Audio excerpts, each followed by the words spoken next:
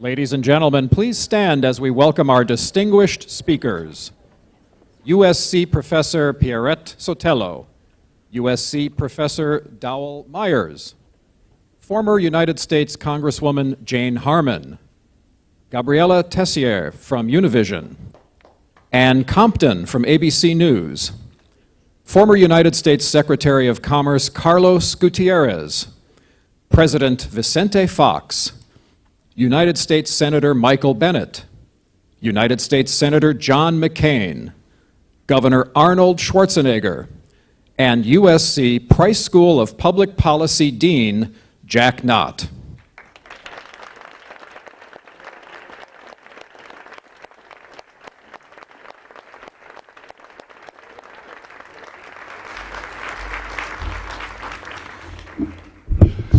Well, good morning, everyone. My name is Jack Knott, and I am the Dean of the USC Price School of Public Policy. On behalf of the USC Price School, it's my great pleasure to welcome each and every one of you as guests to this special event, including students, faculty, alumni, friends, and members of the press. The forum today is presented by the USC Schwarzenegger Institute for State and Global Policy, which is part of the Price School, in partnership with the Price School's Athenian Society, which is our premier support group whose members generously provide us with their time and financial contributions to the school. This morning we have a unique opportunity to hear from the foremost leaders, lawmakers, and experts involved in immigration reform. I'd like to begin by acknowledging and thanking them for their participation. Speaking on the issue of immigration reform from leadership positions in the U.S. Congress will be United States Senator Michael Bennet from Colorado and United States Senator John McCain from Arizona. Welcome, senators.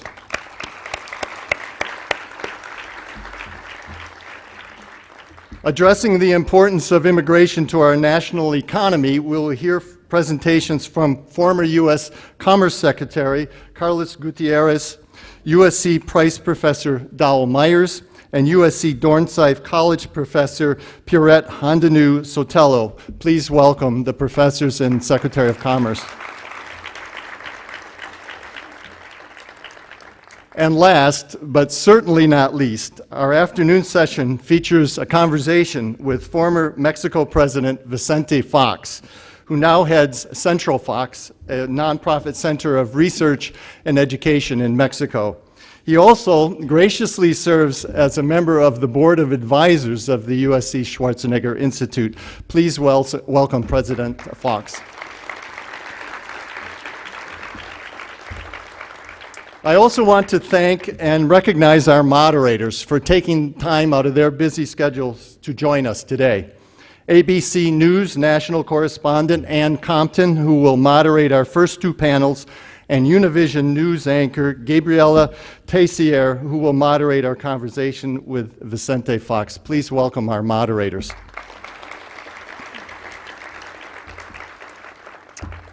In our country today, there may be no more critical and timely issue than immigration reform.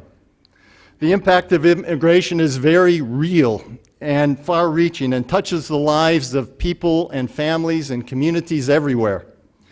It is also an issue on which the Congress has a special opportunity to work with the President on a bipartisan solution. And working across partisan lines to solve problems is a major theme of the Schwarzenegger Institute.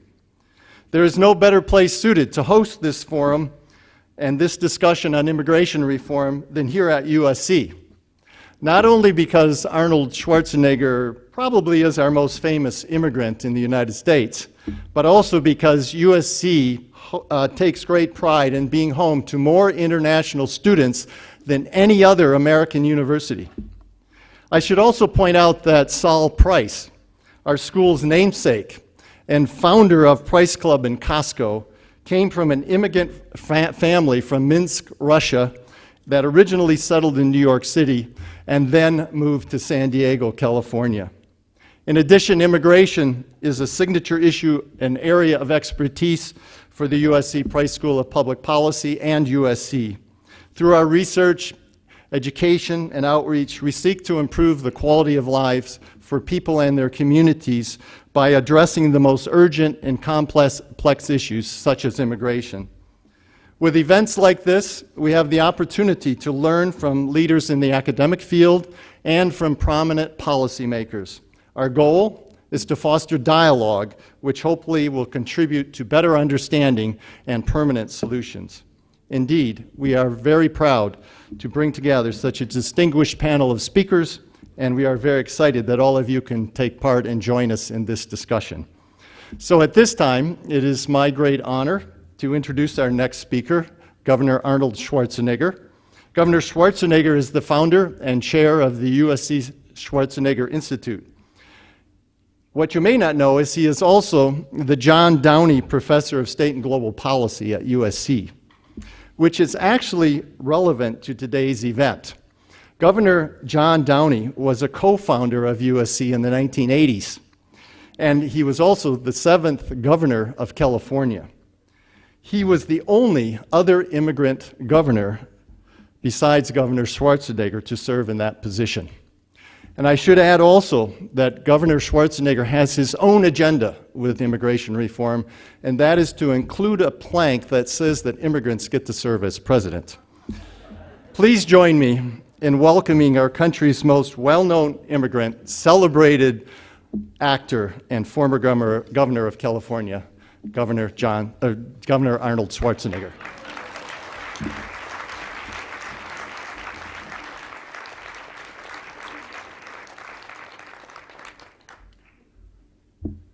Well, thank you very much for the wonderful introduction, Dean Nott, and for your great leadership. And I just want to say that when this is included, this issue of immigrant being able to run for president, let's please narrow it down so it doesn't go crazy. You have to be Austrian-born, you have to be a bodybuilder, and you have to be an actor. So, I mean, this is the bottom lines here. But anyway, I'm truly excited to open this important immigration reform conference right here at the USC Schwarzenegger Institute. And right from the beginning, I said that this institute is committed to highlighting the most pressing issues around the world, whether it is climate change, or political reform, crumbling infrastructure, or education. And the list goes on and on. And so this is why it's so great to be here today and to talk about this very important issue. But first, I want to start by just saying thank you to our great team who put all of this together. Professor Nancy Stout, our academic director, and my very good friend, Barney Rees, our global director, you did a fantastic job, so thank you very much.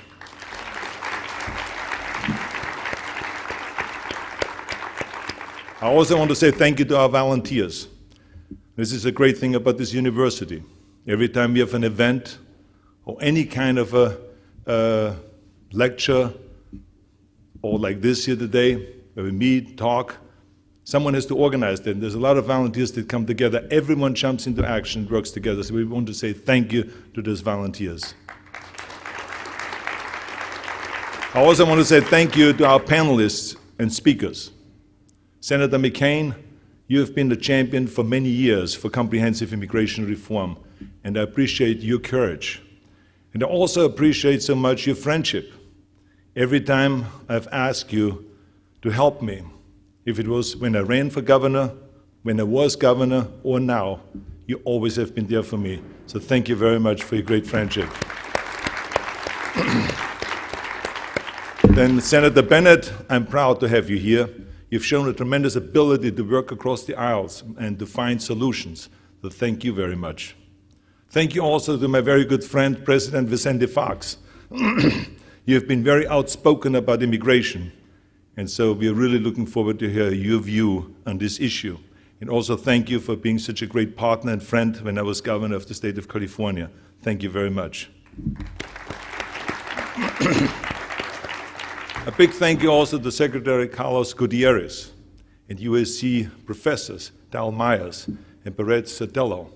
I know that all three of you will provide an absolutely crucial viewpoint about the economic side of this issue. And also thank you to my friend Mayor Villaraigosa and to Congresswoman Jane Harman. They all will be speaking here later on. And finally, there are great moderators, Ann Compton from ABC News and Gabriela Desir from Univision. Thank you also for being here today. Now, just recently I was asked by a journalist why immigration reform is so important to me and why I'm so passionate about this subject. Well, there's two reasons. One is I'm an immigrant, obviously, you know that. From the time I was a teenager, I knew that the United States is the place where I'm going to end up. No matter what, I wanted to come to the United States. I saw it as a land of freedom, as a land of opportunity, as a place where you could dream big and where you can make your dreams become a reality if you're willing to work hard. For me, this country was all about those things and much more. The life that I've lived, the careers that I've had, the successes that I've had, it was only possible because I immigrated to the one place where nothing is impossible. This is, without any doubt, the greatest country in the world. So to me, President Reagan's shining city on the hill was never just a beautiful metaphor. That shining city has been my home for the last 45 years, and I know how it calls to people all over the world. As a matter of fact, the Statue of Liberty says, "I lift my lamp beside the golden door." Well, ladies and gentlemen, I walked through that golden door and I never looked back. So I know why people from all over the world are drawn to this land of dreams. Why so many people want to come to America, and especially to California, because let's be honest, California is the most beautiful and spectacular place in the world, right?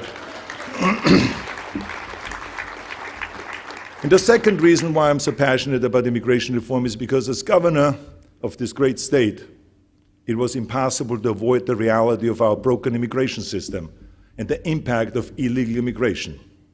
California is home to 1/4 of the nation's illegal immigrants, 2.6 million. And nearly 1 in 10 California workers is not documented. Now, I have to remind you that I met a lot of those workers while I was governor. These are all very hardworking people.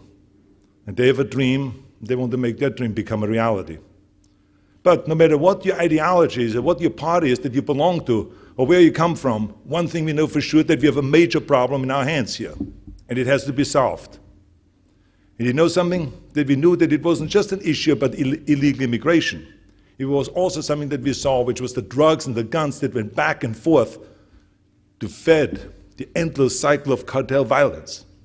Then human trafficking across the border that made the lives of thousands and thousands of victims a nightmare. And there was always the threat of a terrorist sneaking across the border and committing an unspeakable act. And it is also important to remember that in the United States, we aren't just affected by the immigrants that are coming in. We are hurt by the highly skilled immigrants being sent away. I can count the number of times that I've heard from CEOs or venture capitalists in Silicon Valley that they had just lost a promising, innovative employee because the authorities didn't issue enough visas. And every time I visited a college, I heard from our university presidents about the promising international students that we educate, we inspire, only to send them away, even though they want to stay here, use their degree and use their newly acquired knowledge and contribute to our economy. We send them back home. In fact, I just read in the Wall Street Journal that comprehensive immigration reform could increase our annual GDP growth by 1%. Now, to take this a little further, the economic benefit of reform could reduce our deficit over the next 10 years by $2.5 trillion. Now, that's what I call action. What are we waiting for? Immigration reform really also hits home right here at USC. Because USC, as you just heard earlier, enrolls the most international students of any university. Now, because this is such a complicated issue, politicians have only offered piecemeal approaches. Driver's license for illegal immigrants, a better fence, student visas, background checks, and so on. Meanwhile, we all know that this issue requires comprehensive solutions. Unfortunately, to pass a complete bill requires a tremendous amount of courage, compromise, vision, and great leadership. And President Reagan had that. That's why we had great immigration reform back in 1986. But as every law, it needs to be upgraded, and now we need new reforms. And the sad story is that many members of Congress have had a major chutzpah deficit. But we are now so fortunate that a brave group of leaders has emerged. And I want to say thank you to that Gang of Eight, which includes Senator McCain and Bennett, and also Senators Chuck Schumer and Richard Durbin, Bob Menendez and Marco Rubio, Jeff Flake and Lindsey Graham. They worked together to come up with a solution. They reached across the aisle tirelessly, and they brought the chutzpah back. Now let me tell you something. When we sat down to write the mission of this institute, the Schwarzenegger Institute, days like today were exactly what I had in mind. And actually, there is two principles this institute stands for. Principles that I used as governor that we see at work here today. First, the best policies are written in the absence of fear. And second, no ideology has a monopoly on solutions. We live in the greatest country in the world.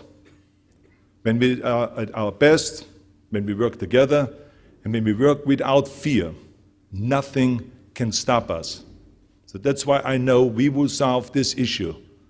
I know that this year we will have immigration reform. Thank you very much. Thank you.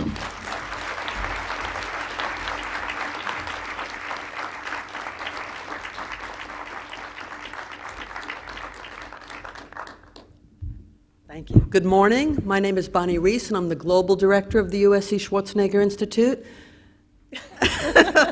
Professor Nancy Stout is the Academic Director of the Institute. We're very excited to have this most important conversation here in our community today. We're also very proud at the tremendous interest of the USC students in this issue. Within 1 hour of our Evite going out, we were up to capacity, and 24 hours later, we had over 500 students on the wait list. So we want to welcome those that are tuning in to our live webcast to also participate and learn from today's important conversation. As Arnold said 7 months ago when we were launching the Institute, this was exactly the kind of day and the kind of event and the kind of conversation we envisioned.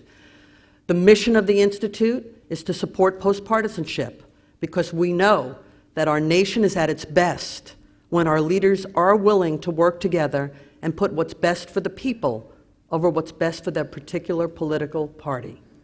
So we're very honored to have two of what's being called the Gang of Eight here today to share what's going on with this important legislation and our other speakers. As Dean Knott laid out the program for today, we also want to acknowledge why we're very pleased to have two of our USC professors, respected scholars on this issue, that'll be part of the second discussion, and that's discussing why passing comprehensive immigration reform is important to the U.S. economy. Because another principle of our institute is that facts, research, and science should guide policy decisions. Now, here at the university, that sounds like common sense and it's the norm. But in policy and political circles, that's not always the norm. So we're very grateful to have those two professors that will add their valuable information, their research, and the facts on that important issue with Secretary Gutierrez. So let's get going because we've got a big day. And now it's my privilege and my pleasure to be able to introduce the people that will be participating in our first important conversation. So let's start, please, by welcoming Senator Michael Bennet, who's the Democrat from Colorado. Senator Bennet went to the Senate not as a career politician, but as someone who wanted to be an independent thinker, someone whose guiding principle was to make sure that he worked to leave a better country for the next generation. Senator Bennet has experience in business, and Senator Bennet was a superintendent in education, so we share that passion. And Senator Bennet is one of the courageous members of the Gang of Eight that's been working on this legislation. So please, let's welcome Senator Michael Bennet to our community.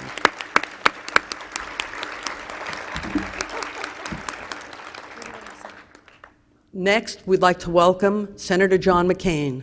Senator John McCain is an American hero. He's my hero. Senator John McCain's entire life has been an inspirational example of courage, personal and professional courage.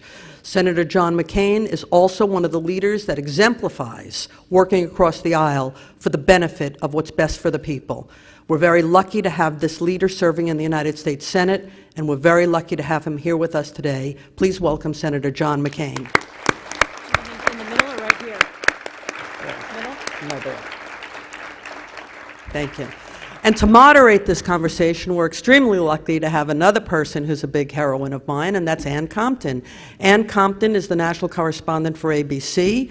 Ann Compton broke a lot of the glass ceiling for we women that like to see other women leaders doing that for us.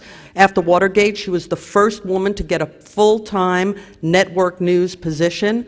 She also was the former head of the Washington Correspondents Association. We were chatting about the recent one and how funny it was the other day. And Ann Compton is the winner of many, many awards.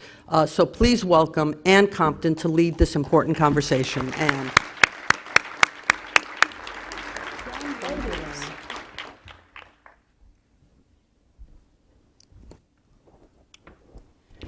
Good morning, and we will get to questions from you in the audience about half an hour into this. Senators, welcome. You heard the governor, chutzpah deficit. I've never heard that in Washington before. The immigration law, or the bill that is now moving its way through the Senate, is broad and complex. And I want to start with the lightning rod part of it. What do you do about those who have been living in the United States illegally? Senator McCain, can you explain what it will take for a 10-year process for those who perhaps have been in the United States, some who may not be able to qualify under the elements that you put into the law? Well, thank you, Ann. And could I just say thanks to University of Southern California. Both my mother, who was 101 years old, and my wife attended this wonderful university, and I had the great privilege of speaking at graduation some time ago. And Arnold Schwarzenegger, as I mentioned, thank you, Arnold, for your continued leadership. I'm compelled to tell the story about the two inmates in the chow line in the state prison, and one turned to the other and said, "The food was a lot better in here when you were governor." But that joke didn't go over very well in Illinois. But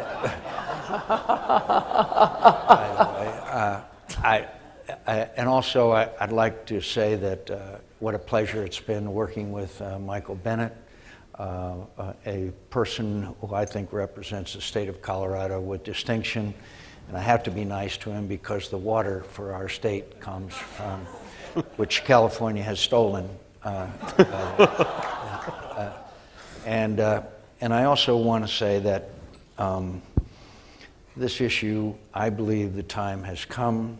I believe that thanks to the support of people all over this country, we are ready to address it. And the work that we did, I'm very proud of. Now, in answer to your question, becoming a United States Senate should not be easy. It's never been easy for anybody who came here from another country, and we all know the greatness of America, of which Governor Schwarzenegger is one of the best examples I've ever heard of and known of.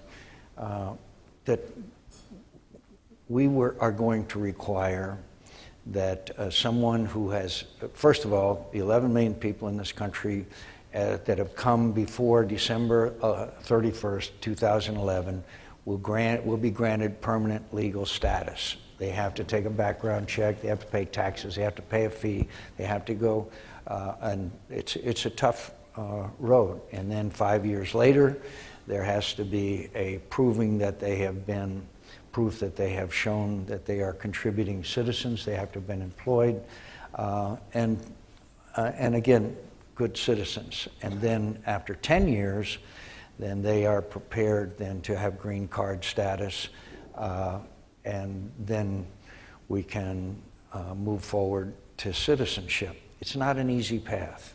It is not easy.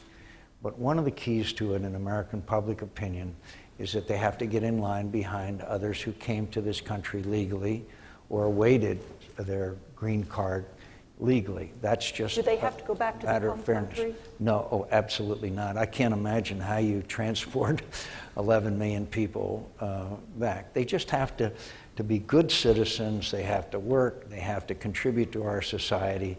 And I believe that it's a good system that we have worked out. And there's many other aspects of the bill I know we will discuss. Senator Bennett, a lot of people call that amnesty. Are they wrong? I think they're wrong. As Senator McCain, let me say first also thank you to USC. Governor, thank you. It's a great privilege to meet you. My daughters are going to be very happy that I had the chance to meet you. Almost as happy as they are that I'm working with Senator McCain, who really is their political hero for a good reason. This is not a path to amnesty. That's political talk that we hear every time this happens. As Senator McCain said, you know, the path is a long one. People have to pay a fine. They've got to learn English. They've got to work and contribute to the society, and they have to go to the back of the line behind everybody else who's already been in line before. So I think rather than use these bumper sticker words or phrases, I think people ought to really focus on what the American people seem to have focused on, because 2/3 of them support a pathway to citizenship, and I think that's because people understand that we are a nation of immigrants, that the choices are spending a lot of money to try to send people back to where they came from, which nobody is seriously proposing, or have a permanent subclass of people living in the United States, which if you have any interest in the way this democracy functions or in a growing economy in the 21st century, would seem to me to be something that you would not want to see happen. So many people describe this as the most controversial part of the discussion. This was not the most controversial part of the discussion for the group of 8, because there was general agreement, I think, that we believe in a country where we don't have a subclass of people. In fact, that's why we're working on this legislation. What was the hardest part when the 8 of you sat down? I knew I shouldn't have phrased it that way. Okay. Probably the ag jobs, part of the agricultural jobs, for a variety of reasons. In fact, that was one of the elements that killed it in 2007. We have, in Yuma, Arizona, we need workers who are seasonal workers. In the southeast, in Alabama and Georgia and other places, they have these poultry production places. In Iowa, it's pork. In the Northeast, it's dairy farmers. And so there's very different needs and requirements for workers, and so therefore very different standards. And so that was a big problem. And of course, with AFL-CIO and the Chamber of Commerce, who, by the way, are united, the whole issue of how many workers can come and at what skill level, particularly the low skill level workers. And my hat's off to Tom Donahue and Richard Trumka for coming together. The reason why I believe we're going to be able to succeed here is there has never been a coalition like has been assembled behind this. Business, labor, agriculture, unions, the Catholic Church, evangelicals, very important in some parts of the country. We've assembled a coalition that I think will, if they stay active, because the forces are already pushing back. I had a very, shall I say, somewhat contentious town hall meeting yesterday in Phoenix. But the coalition, if they're as active as I think they're going to be, I'm very optimistic. Well, that's exactly the door where this panel is supposed to go. How do you get to that critical mass? I've heard you say that you think you can get as many as 70 votes in the Senate. Can you get a majority of Republicans and Democrats? We can in the Senate, and we need it because there's going to have to be significant pressures brought to bear on our friends on the other side of the Capitol. And I'm very pleased, by the way, to see Paul Ryan, our vice presidential candidate in the last election, just came out very strongly. Eric Cantor has been favorably. So I'm pleased at the sort of shrinking or expanding number of people in the House of Representatives who are coming out vocally in support of what we're trying to do. I could just add to that, first on the ag jobs part of this bill, which Senator McCain described as one of the most controversial negotiations, and it was. Dianne Feinstein was very involved in that negotiation. Yes. as was Marco Rubio and Orrin Hatch and myself. And while it was controversial and difficult and it went for a long time, it is the first time we have had an ag jobs provision as part of an immigration bill that both the Farm Workers Union and the growers have endorsed, which is, again, another example of how we've moved from where we were before. And then with respect to the question of broad bipartisan support in the Senate and I think in the House, this bill is importantly about the 11 million people, 40% of whom are people that came in legally and overstayed their visa. But there are many other aspects to this bill as well that are incredibly important to our economy going forward. For example, a dramatic expansion in high-tech visas that will allow people to come to this country and put their skills and talents to work in the United States instead of going home and competing with us abroad. For the students that are here that are in STEM fields who graduate from the university who are from other countries, they will be able to have a green card at the end instead of going back to where they're from. So I think there's a lot in this bill for a lot of people from a lot of different regions, a lot of different political parties to like and to feel like it's going to contribute to the growth of our economy. Let me just mention that because it's important here at USC. Over half of the students who are taking advanced degrees in science and technology in this country are not from this country. And many of them want to stay and work in this country. We are now going to allow that to happen. If the American public is out there in favor of this, if you've talked about the coalitions that you've put together, labor, management, business, why does the House look like such a steep hill to climb? And what do the two of you say, particularly you, Senator McCain, what good reason do you give House Republicans that they ought to get on board with this? Well, I appeal to the better angels of their nature, that we shouldn't have 11 million people washing around in our society in the shadows, the exploitation, the failure to know who they are and what they're doing. But I also appeal to their base instincts, and that is to review for them the percent of the Hispanic vote that we've gotten in the last several elections, which is dramatically dropping. By the way, thanks for not mentioning that I ran for president. After I lost, I slept like a baby. Sleep 2 hours, wake up and cry, sleep 2 hours. Anyway, and we will not be able to compete for the Hispanic voter until this is done. This will not gain one single Hispanic vote by passing this bill, but what it will do is put us on a playing field where we can compete. And I happen to believe that Republicans are pro-small business, lower taxes, less regulation, pro-military, pro-life. I think we can compete. But if we don't do this, you can't begin the conversation with our Hispanic voters, and all you have to do is the math. The math. Do the math on the growth of the Hispanic voter in this country. So I try to appeal to the better angels, but I also find more resonance on the other side of the argument. Of course, that's not the case. Senator Bennett, when public support on gun legislation didn't turn the Senate, do you think public support will help turn not just the Senate, but the House? I hope so, and I think so. I mean, I think this issue is one, if you take it out of the politics of Washington and just look at it, as I do, from Colorado's point of view, the fact that we haven't fixed this problem is negatively affecting people's businesses, among other things, all across the state of Colorado, no matter whether they're Democrats or Republicans. Like in California, we worry about our agriculture sector moving south of the border if we can't find the labor to do the work here. And I know Arizona has the same concern. Our high-tech companies have to make decisions about whether they're going to hire people here, build their companies here, or go overseas. That creates very broad bipartisan support in my state. In fact, before we even were working on this bill, we spent 2 years working on something in Colorado called the Colorado Compact that created 7 principles for immigration reform, totally bipartisan, urban and rural. The first of those principles was this is the federal government's responsibility. We can't have 50 states with 50 different laws. Now, we live at a time when there's a lot of skepticism whether the federal government can do anything right.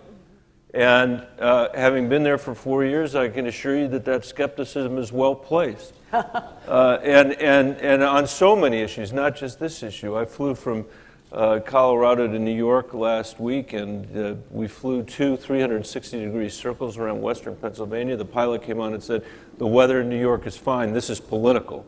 And then we landed at the airport, and we stopped, and they said, this is a tow-in gate. You know, we have to, don't get up, there's a tow-in gate. This is the 21st century, this is the greatest country of the world, and that's the infrastructure, Governor, that we're suggesting we build our economy on.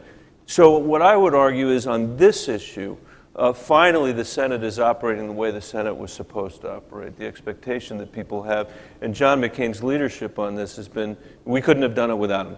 Could not have done it without him. Could I mention one other aspect of what the sales job we have to do, including in my state, and that is border security.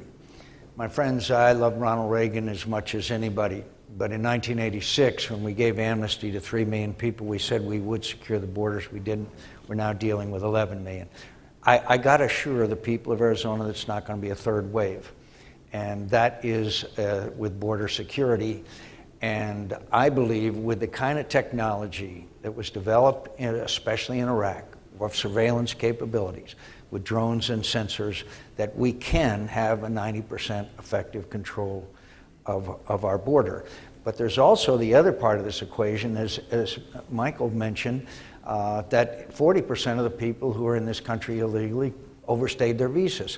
That's where E-Verify comes in. That's where we've got to know, people who want to come to this country illegally have got to know that if they get here, they're not going to be able to get a job because they're going to have the right kind of documentation in order to get that job, because we'll never totally secure our borders as long as there's the magnet of jobs for people who can't live a decent living where they are. So we're going to have to make sure that we know that, but at the same time, we have to allow workers into our country because we're going to be short of workers, my friends. You know, in 1955, there were 16 workers for every recipient of Social Security. Do you know what it is today? It's 3. You know what it's going to be in about 20 years? It's going to be 2 workers for every retiree. We're going to have workers in America. And that's why the provision of allowing workers to come to this country at very different levels, not as large as I wanted, but part of the compromise, is also a key element. Okay, let me go back to border security for just a moment, because the day that you and Senator Schumer came down to the White House to show the compromise to President Obama, you came out into the driveway with those of us White House reporters, and you said the president didn't like the trigger, but he's willing to accept it. Can you explain to the students what the trigger is, why the president is willing to swallow on that? Because the president always does what I suggest. The president, I am convinced, and I know Michael is too, the president's convinced, as most presidents in their second term, is very interested in a legacy. And I'm going to give you a little straight talk. The president promised that he would get immigration reform done in his first term, and obviously didn't. But I think the president is worried about his legacy. He knows that compromises have to be made, and I'm very grateful for his outspoken support, even though he may disagree on certain parts of the bill. I believe that he is very sincere. What is the trigger? The triggers are, one, we have to have E-Verify within 5 years. That means documentation that anyone who comes and gets a job has to have. It can be a passport, it can be the developed documentation, which we now have the technology to use. We also have to have exit as well as entry tracking of people who leave and enter this country by sea and by air. And third of all, we have to have a 90%, after 5 years, we have to have a 90% effective control of the border. And if at that time we don't have that effective control, then we will convene a commission and we'll spend another couple of $1 billion. We need additional fencing, we need additional personnel, but the real answer is technology. My friends, in a few days down on the border, temperature is going to be about 95 degrees. Awfully tough on any of these brave young men and women who are serving in the Border Patrol sitting in a vehicle. What we need is the kind of surveillance capability so they can sit back and watch watch the border. And if I could just, and those are basically the provisions, but I want to mention one other aspect of this with you very quickly, and that's the issue of drugs. My friends, there's a demand for drugs in this country. There's a demand for it. And we know that when there's a demand, there's going to be a supply. And we've got to have a national conversation about drugs, because if they are now come through tunnels, they come through ultralights, they come through submarines, as long as there's a demand for it. And that's going to sooner or later affect our ability to secure the borders of this nation. And finally, could I just say this, Anna? Today, somewhere on the Arizona-Sonora border, there's a group of people that are coming across our border led by what we know as coyotes. Now, these coyotes are the worst scum of the earth. They will mistreat the young women who are part of these party. Some of them will say, will get across the border and say, there's 2 sonnets right over the border, and we'll find their bodies, these people, within weeks or months. Sometimes they're taken up to what we call drop houses in Phoenix, where they keep them in unspeakable conditions and demand ransom from their family members. This is a human rights issue. This is what America is supposed to be about not allowing in our own country the abuse of people in unspeakable ways. And so I'm trying to appeal to my Republican colleagues that we have a tradition of speaking up for human rights and doing what we can. And you mentioned human trafficking. That's another part of this problem. So we're a Judeo-Christian principled nation. And by God, shouldn't we stop this if we have the ability to do so, and we should have the desire?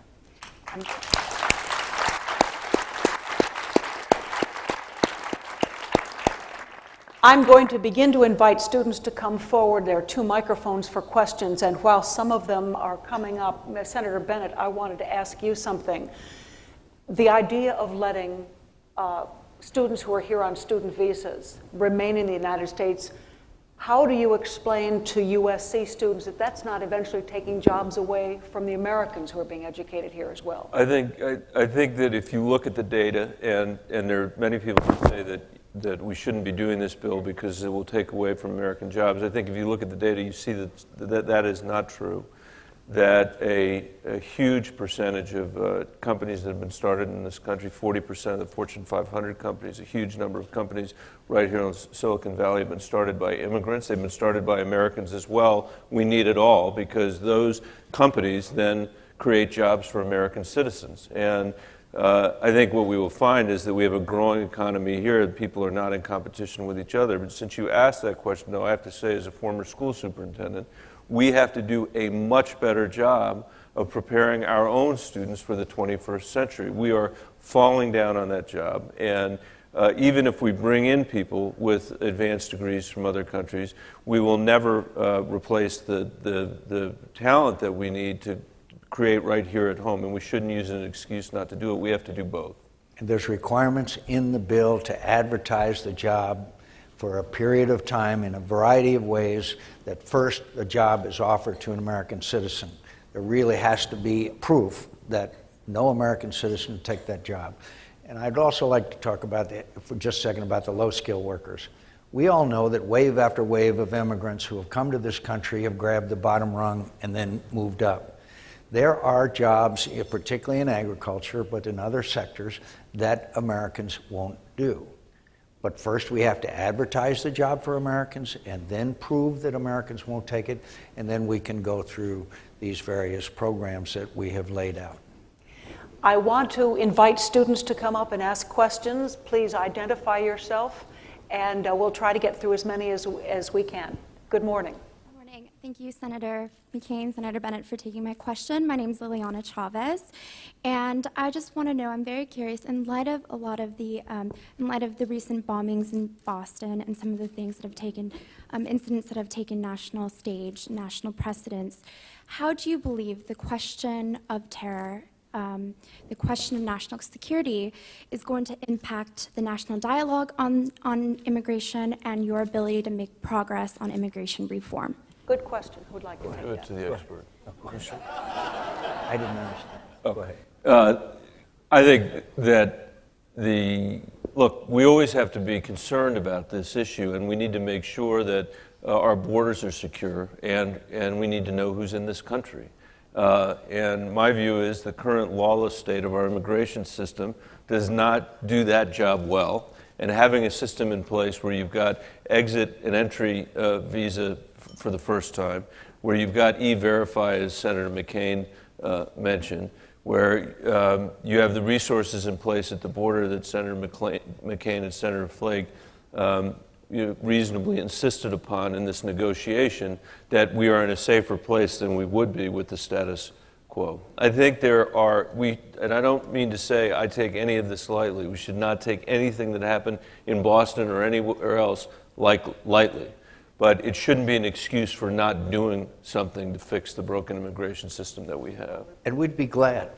And we'd be glad to, if there's amendments to make this system that work more effectively, that someone shouldn't have a humanitarian stay here and then return to the country that he supposedly had to seek asylum from, or better tracking, or all of that. We're more than happy to accept those, to amend the legislation. But I would also point out, which would you rather have? 11 million people that you don't know where they are or who they are? Or would you rather have them out of the shadows so that we know exactly who they are and what they're doing? So, in all due respect to the people that brought it up, one, they're opponents of immigration reform, and two, it's ludicrous. Next question, if we can. Good morning, Senators. Thank you for being here this morning. My name is Juan Espinosa. I'm a senior here at USC. My family immigrated from Mexico, and I've seen part of my family in rural agrarian communities of Mexico immigrate to the United States because their milk prices couldn't compete with the powdered milk from the United States. So are we going to address policies beyond immigration that implicate this issue in terms of driving immigrants to the United States? Well, first of all, there's a lot of good news coming out of Mexico. And that is their economy is really improving, and they are creating hundreds of thousands of new jobs. If Mexican citizens and citizens of other countries can make a living and raise their families and have a bright future, they're not going to leave. That's why we're not flooded with Canadians. So I think that... Although we don't know who's here, so... I think that... if the new president of Mexico has said he's going to make some significant reforms as far as Pemex is concerned, as far as the telecommunications industry is concerned, he's fighting a battle already on education. If he's able to succeed, over time you're not going to see the pressures from Mexico. And our relations with Mexico, I think, are vital. They're eternal. They are. I would view our relations with Mexico and Canada as the most fundamental of importance that we have of any place in the world. You need to jump on that. Next question, thank you. Thank you for taking my question. So the past 5-6 years, we're facing a recession, and economy has been facing headwinds, the housing crash, and so don't you think there's an opportunity here to stress the good parts of the existing immigration policy that we already have in place? In the sense, someone immigrates to America, they can invest in a business and create jobs, and they get a green card. We have that. Don't you think there's an opportunity here to stress that more, or maybe give out more green cards with that policy? Absolutely. There's the former head of the Office of Management and Budget is a guy named Douglas Holtz-Aiken. He's just completed a study which I would hope you would have a look at with the New America Foundation, which makes a compelling case that the best thing that could happen to our economy is a comprehensive immigration reform.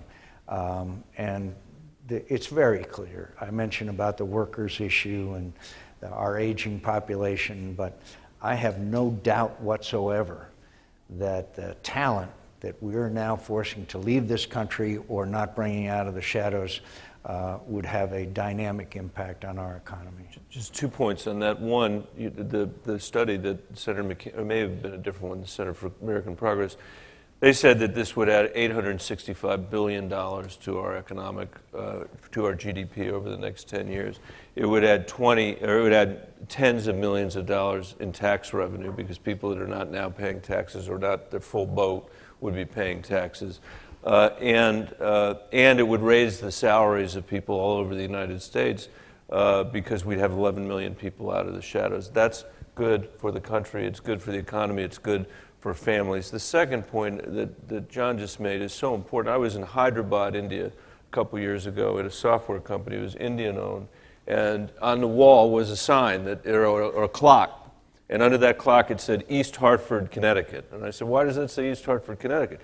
And they said, because we're redesigning the engines for Pratt & Whitney from here, 24 hours a day, 2 shifts. So we walked out and I asked the guy that owned the place, where did these people get educated? And he said half of them were from India, they were all from India, half were educated in India, half were educated in your country. Now, I didn't take a poll, but I will bet you that 2/3 of the people sitting behind those terminals, redesigning those engines for Pratt & Whitney in East Hartford, would have gladly stayed here and contributed their talents here if we had made it possible, and would create productive and important businesses that would allow us to compete with the rest of the world. You both have said that there won't be a third wave, that this will not draw a third. Are you sure on that? I'm sure that those measures, in fact, some of my friends in the Hispanic community are not happy as how stringent those requirements are. Some of my friends on the other side don't think they're stringent enough. But I am positive that, but remember, border security is only one aspect of that. The 40%, if you secured the border completely, you've still got 40% of the people who overstay visas. So that's why the E-Verify is so important aspect of it, and tracking people that come across. I am totally confident. What brings people here? Better life with jobs. If there's not jobs here, then obviously it's not going to. Next student question. Senators, thank you for coming today. My name is Jeffrey Tamaru. I'm a senior undergraduate student here. I'd like to ask you a question from the perspective of small businesses. From my understanding, currently it's very cost prohibitive for a small business to employ an international student due to costs associated with visas. Now, I know if we made international student citizens, we'd get rid of that problem. But in the meantime, I think that a lot of small businesses could benefit from international employees. Is there anything we can do in the meantime to have small businesses hire these international students who are top quality coming out of American universities and keep them here? I think a lot of that will be resolved by the provision that allows people to stay and get a green card, which lifts a lot of burden off the small businesses who then don't have to go out and find somebody that can come in on a visa. We have had a lot of discussion in the group of 8 because Senator McCain does not like it to be called the gang of 8. I call it the group of 8.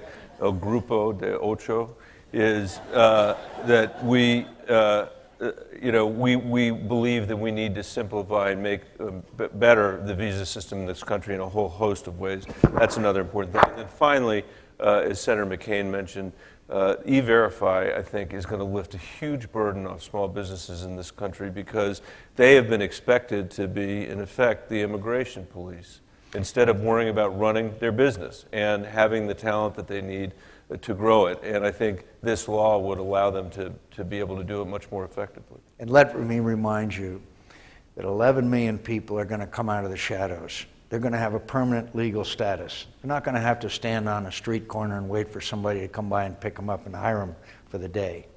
And that's going to bring workers into the workforce, which I think small business and large business and every other business is going to profit by. 11 million people are now going to be able to stand up and say, I want a good job. Next question. Thank you. Thank you for being here today. This is an excellent event. As a senior here who recently just became an American citizen and went through the process, Congratulations. Thank you. Thank you. Having just gone through the process with USCIS, I did realize it's a very complex process. It's all currently done, through the mail. There are, often 4 to 5 hour wait times when you go for each step in the process, especially here in Los Angeles. I was wondering, as part of this process, have we looked into at all investing in improving the process and maybe going to online as opposed to just increasing the efficiency of USCIS and the citizenship part? I think there are a number of ways going forward that we're going to want to do a much better job using technology in the process and reducing lines at consulates all over the world, not just here. And we have committed resources in this bill to do that. And we need to make sure, whether we're talking about the kinds of things you're talking about, or talking about the things the Department of Agriculture is going to have to do now as a result of the new guest worker programs there, that these administrative apparatuses are properly budgeted for. How many years did it take you? I first came here when I was 5 years old, and I got it 5 months ago, so I guess 15 years.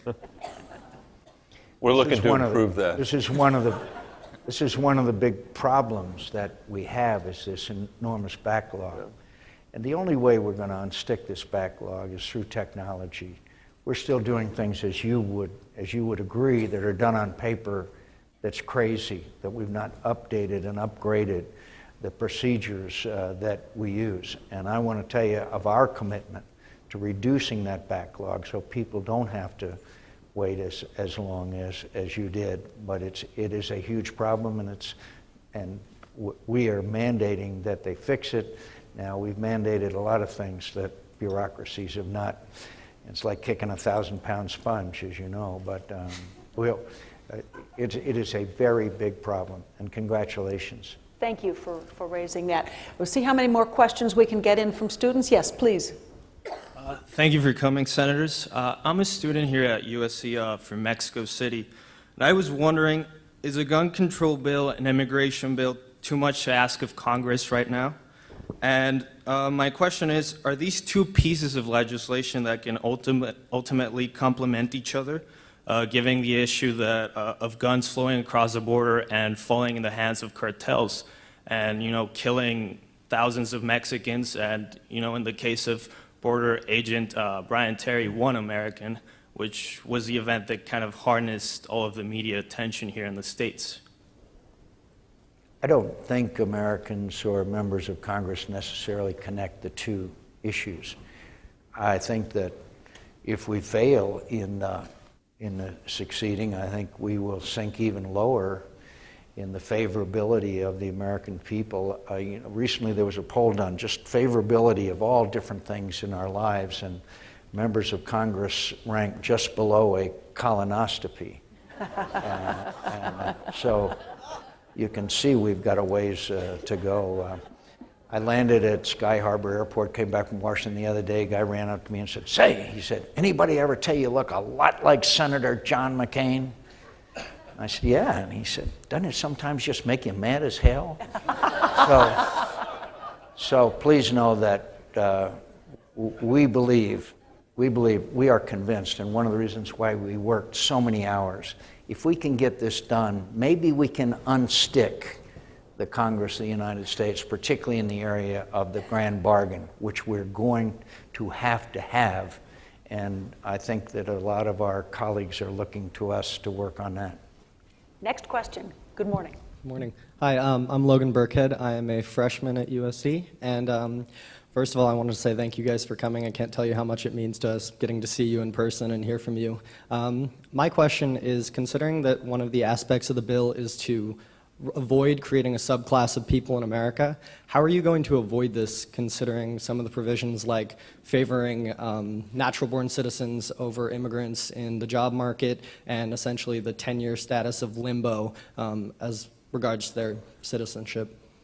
Well, first of all, we have a long-standing immigration policy in this country. Obviously, it goes back to the Constitution, and we're not going to change things like the status that natural-born citizens have. That is, you don't have to wait in line and wait to get processed. But and I think it has always been part of consensus. And we might disagree about that, but it's been a consensus among both parties that people that came here in an undocumented way should wait until the people that are in the process have actually gone through. Now, we're trying to accelerate that process, but that is the notional back-of-the-line part of immigration reform, which I think has been widely accepted as a way of acknowledging that people who applied in a lawful manner ought not have their expectations disrupted by people that came here that were undocumented. On the other hand, having said that, there are two groups of people that we haven't really talked about that much here today that have a shorter window. One are the DREAM Act kids, who are going to have 5 years and then able to apply for citizenship at the end of that 5 years.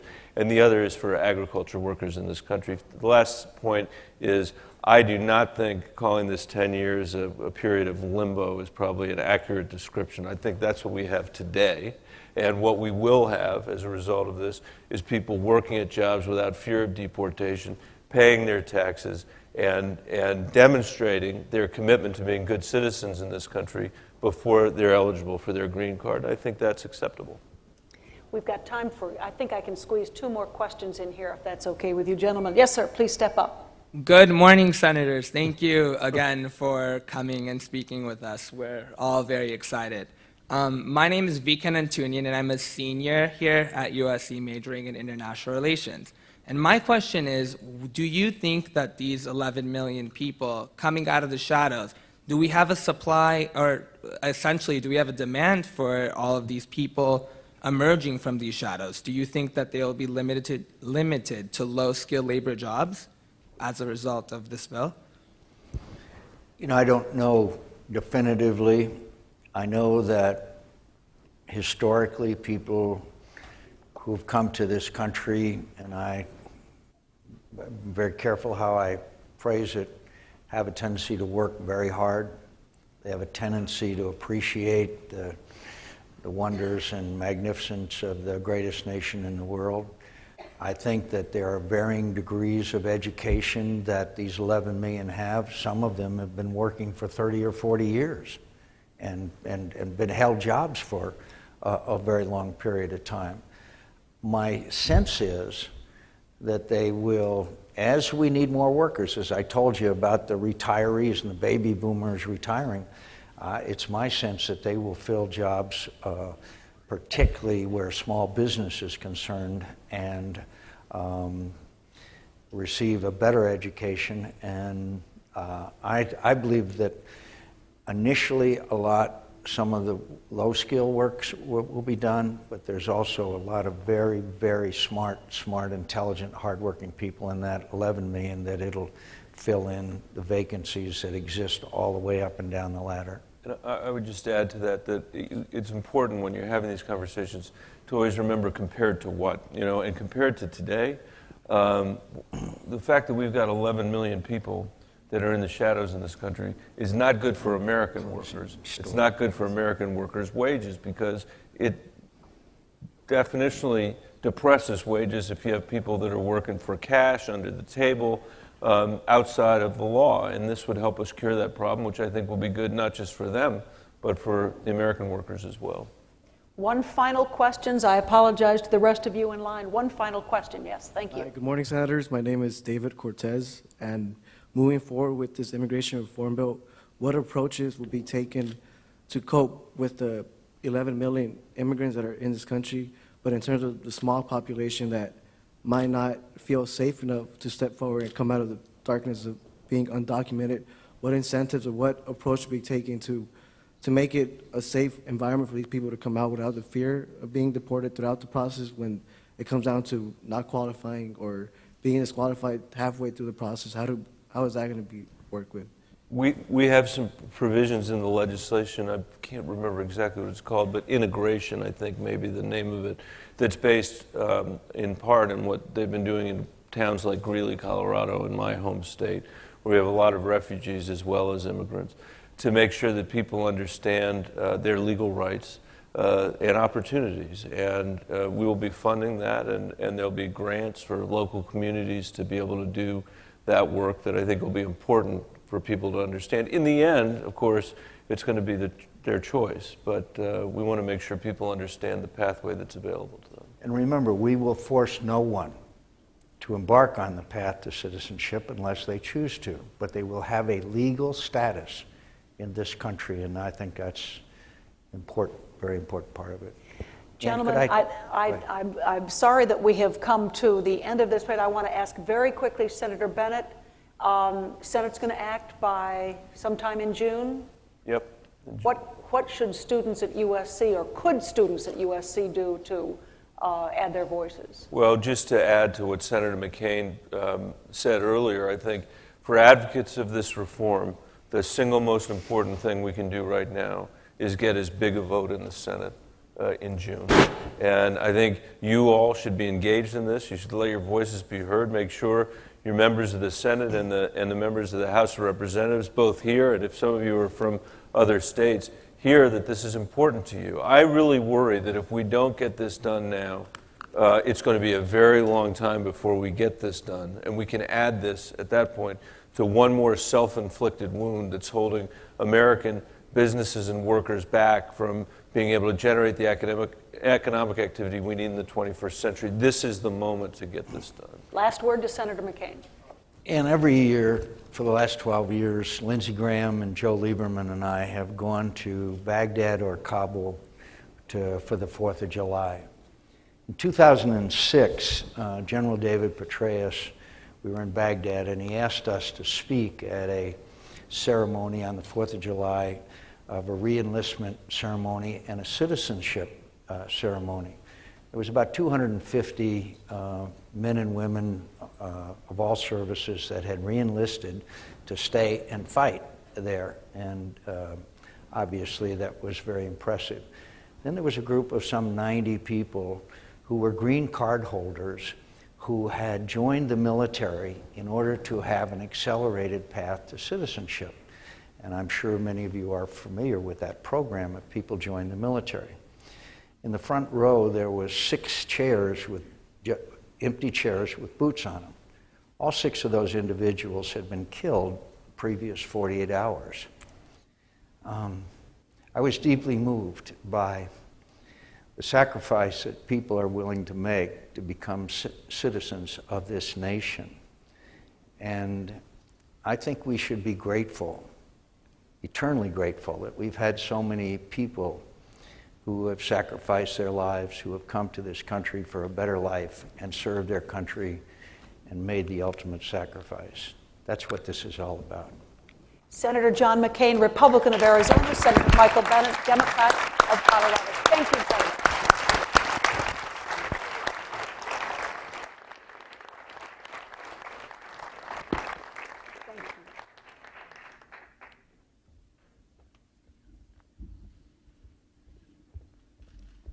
Thank you very much, Senators McCain and Bennett, and our wonderful moderator, Ann Compton.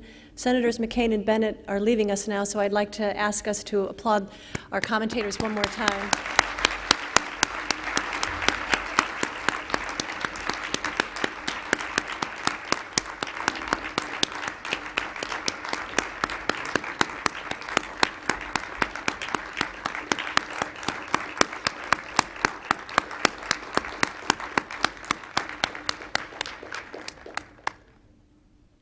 I think we learned a couple lessons today. One lesson we've learned is that bipartisanship and collaboration in Washington, D.C. is absolutely possible. We also learned a more substantive lesson today, which is if you care about politics or law, if you care about business, if you care about human rights, if you care about foreign policy, you should care about this immigration reform and applaud it. Now I'd like to introduce Jane Harman. We are so lucky to have Congresswoman Jane Harman with us today. Unexpected changes to her schedule made it possible for her to join us. Congresswoman Harman is a person who spent her life working to make a difference and building for the future. She is a University of Southern California trustee, the president and CEO of the prominent Woodrow Wilson International Center for Scholars, and of course, a former member of the U.S. House of Representatives. Congresswoman Harman has served on the national and global stages, but she has also served right here and committed her energy to local endeavors on campus. With her husband, Sidney Harman, she founded the wonderful Sidney Harman Center for Polymathic Study, a center that helps us all learn how to think, but not what to think. Congresswoman Harman.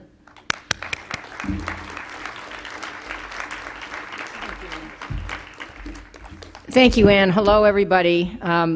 What was not said is that I am the daughter of immigrants.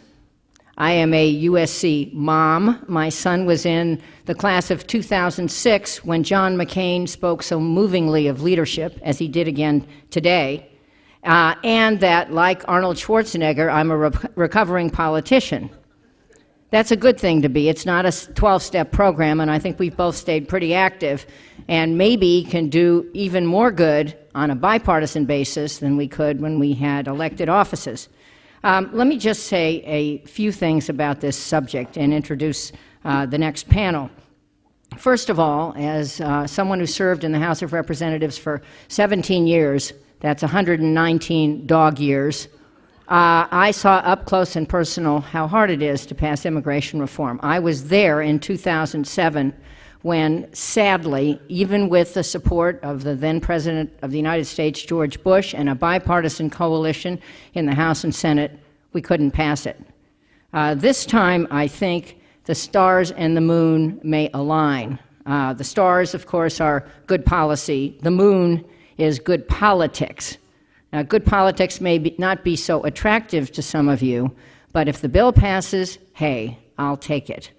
And it seems to me that in the House, the struggle is going to be to get the Speaker of the House, John Boehner, maybe, if he has to waive his majority of the majority rule, which requires that a majority of Republicans support the bill.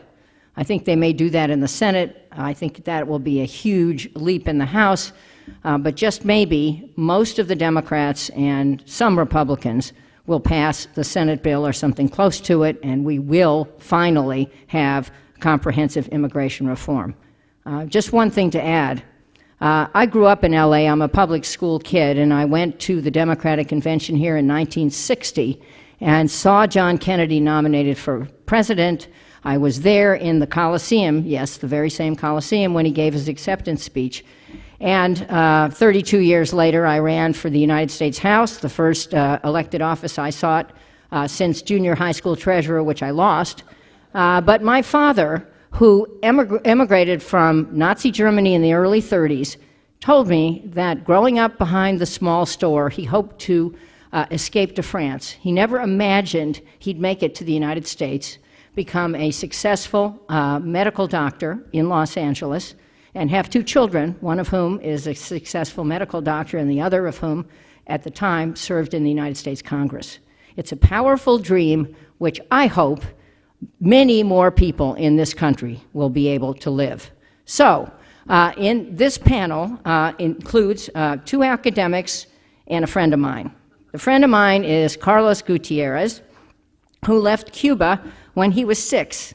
He came to the United States and joined something, a little old company called Kellogg Company, when he was 22 in menial jobs, worked his way up to, guess what, the big dude. And Fortune magazine called him the man who fixed Kellogg. He then became the United States Secretary of Commerce and served from 2005 to 2009. He then became and now serves as Vice Chairman of the Institutional Clients Group for Citigroup, Chairman of the Republicans for Immigration Reform, and of course, more important than that, a member of the board of the Woodrow Wilson International Center for Scholars.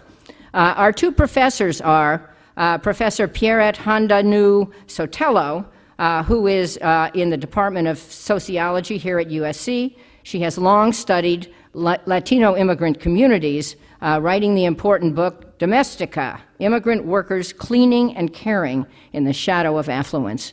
That's a huge, powerful wind underneath the sails of those of us who care about immigration reform. And finally, we have Professor Dowell Meyer, who is a professor of political planning and demography in the Price School of Public Policy here at USC. In 2008, he published a widely admired and discussed book called Immigrants and Boomers, Forging a New Social Contract for the Future of America.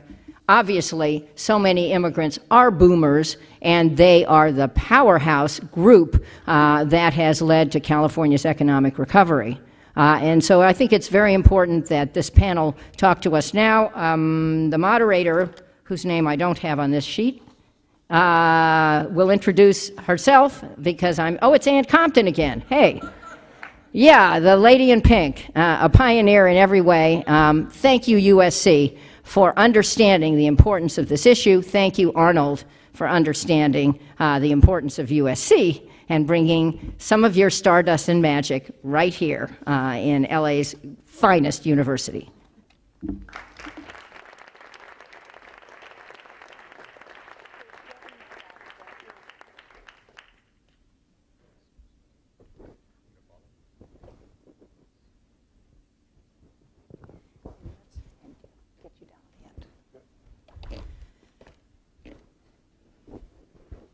Second verse, same as the first. We are going to have a conversation up here, and then we do look forward to inviting particularly student questions. And this is some of the fascinating way to put some context into what those two senators have put on paper. The national context into which immigration reform fits. I've got to start with you, Mr. Secretary. I covered you in the Bush administration. Every month, the government puts out on the first Friday of the month unemployment figures, unemployment rate. It's so persistently high right now. Why is there a need to open up those jobs? Why is there a labor demand in this country? Isn't this going to hurt Americans who are looking for work? Yeah, I would say the reason we have the 8% unemployment is one of many reasons why we should pass immigration reform. Immigration reform will help us bring that number down.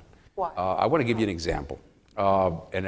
Washington loves anecdotes. So I'm going to give you an anecdote, which I think is very representative of what's happening in the country. I met a restaurant owner the other day. He has 3 restaurants. He said, look, if I could find sufficient workers, I would have 8 restaurants. Those 8 restaurants would employ American citizens. They would have a multiplier effect. That is a microcosm of what's happening to hundreds of thousands of businesses throughout the country, let alone the fact that immigrants start up businesses at a faster rate than U.S. citizens. The key thing in the economy is not so much small business, it's new business. 50% of all new jobs are created by companies that are less than 5 years old. And many of those are started by immigrants. So ironically, the argument that, boy, this is the wrong time for immigration reform, it's just the opposite. This is the right time because we have 8% unemployment. Do you think, you've talked before about merit-based reforms. Can you talk a little bit about that? Why is it seems to me that reforming some of the broken structure of immigration, you could almost have broken that out and done that years ago, in '86. Yeah, that was one, a lot of people talk about that the problem with '86 was that we did not, enforce the border. I think the big problem was that we didn't change the system. And my concern is that if we do 100% of our job enforcing the border, but we don't fix the system, then God help us. Then we're going to understand what a real recession looks like. Because we need people to be coming in to the country. So that's the important thing is reforming the system, getting the future flow right is probably the biggest thing in this whole bill. And it's one that the senators spoke about that, agriculture. I'm still concerned that, there's a number in there, and I think the bill is great. And we have to support the bill, and it's a step forward. But the number for agriculture, for example, is 112,000 per year. There's a cap. That's not enough. The number for construction is 20,000 a year. We need 20,000 a year in Miami. But so we run the risk of continuing to have a void in the number of people we need because it's like we don't recognize that we need immigration. Just one more fact. Demographers talk about the fertility replacement rate, 2.1 babies per woman. If we're going to hold our population, right now it's 1.9. Without immigration, our population will decline. A declining population means a declining country, means a declining economy. That's where Russia's going, that's where Japan is going, that's where a lot of the EU is going. So this could give us such an amazing advantage. If we get this right, no one's going to catch up to the US in the 21st century. If we don't get this right, what a shame, because we've been doing this for 200 years. Professor Hanagno Sotelo, where were you in 1986 when that immigration reform was going through? Yeah, well, in 1986, I was a graduate student at Berkeley, just starting my research in a largely undocumented Latino immigrant community where I had previously worked in immigration services. I thought I was going to be an immigration lawyer for a while. So it was, you know, I can still remember it. Reagan signed IRCA into effect in November of 1986. Within a few evenings, there was a huge public forum at the local community center. 300 people crammed in there, people who had been fearful and were now coming with hope. Would they qualify for legalization? They were coming to hear from lawyers and trusted community leaders what it would take and what the process would be. So it was a huge moment of optimism and opportunity. And some opportunists also came out of the woodworks. In Mexico, a person who is a notario, a notary public, is a very well-respected person, and there are many great notary publics here as well. Some con artists hung their shingle and were trying to take advantage of hardworking people and taking their money with their applications. So it took, you know, it was a moment of a lot of change, a lot of community effervescence. It's a moment of, as this, you know, we gear up to this, to go forward with another legalization program. I think I want to implore USC students to get involved. It's a lesson in democracy and civic engagement that's probably not going to come around in your lifetime again. All kinds of nonprofit organizations, religious associations will be active on the ground doing this. So we need, you know, volunteers will be needed for both service providing and to provide vigilance against these sorts of con artists. Professor Meyer, I see you nodding. Can you talk about the demographics and what you've written about how population change drives the markets? I think this really helps to set the context. Yes, Ann, thank you. I think it's important to recognize first that immigration reform doesn't happen very often. Like 1965, 1986, 2013. And so we really have to think ahead because we're going to be putting something in place that will last for 10 or 20 years. A short-term perspective isn't going to cut it. And we're not doing it based on last year. We're doing it on next 5 years, 10 years, 20 years. So the demographic view helps a lot, you know, because demographers can predict the future a lot better than economists. Many of you have already heard me say this before, but I mean, I can look out in the crowd right here, and I know that in 10 years' time, you're all going to be 10 years older. And that's, in a democracy where we dispute things, that's a good argument to start with. And basically, we have a lot of people getting older, and a lot of people who are in school who are going to be the new workers. And frankly, not enough people in the pipeline. The pipeline's too small. We need reinforcement. But it really starts with the big gorillas in the room, which is the baby boomers. Baby boomers are 60 million of all the workers right now. They're 40% of all the workforce. And these 60 million in 10 years will be 10 years older. Half of them will be going into retirement the next decade. Over 20 years' time, about 90% will be into retirement. It's a lot of replacements. And we need, in the pipeline, we need reinforcement. Immigration is our secret weapon. The secretary mentioned the birth rate, which is at 1.9 in the US. Japan's 1.2, and not doing so well. Their economy's been in the doldrums. All of Europe is at 1.4 babies per woman. You need 2.1 to break even. So the reason we're doing so well, it turns out, is a lot of our babies happen to come from immigrant mothers. California is half of all the babies. And if we didn't have those half, we would be losing children, losing future workers. We really need to have immigration reinforce this in our population. Jump in there. Yeah, just one thing about what you mentioned about the baby boomers and demography. Economists talk about the period from 1980 to 2007. Some call it a great age of moderation, but it was a very good era for growth of the economy, housing, the stock market, and it was baby boomers. Baby boomers were buying stocks, they were buying houses, they were growing, they were getting into the economy. Today, those baby boomers are selling their houses and moving into smaller apartments. They're not buying as much stocks, as many shares of companies because they don't want to take as much risk in their later days. So it's not as if though this economy is going to improve automatically. We have to create the conditions for another great era of growth and moderation, and that will only happen with a growing population that will be buying houses, that will be buying stocks, that will be contributing to the economy. Well, I consulted an expert source on forecasts. I looked at the Congressional Budget Office and their forecasts, and they're calling for the end of this decade that unemployment rate will be down below close to 5%, which 6% is full employment, and we're only going to have our labor force limping along, growing at 0.5% per year. Now, the trouble with labor force is that you need more workers because you need more consumers. The beauty of capitalism is we pay the workers and then they buy your goods.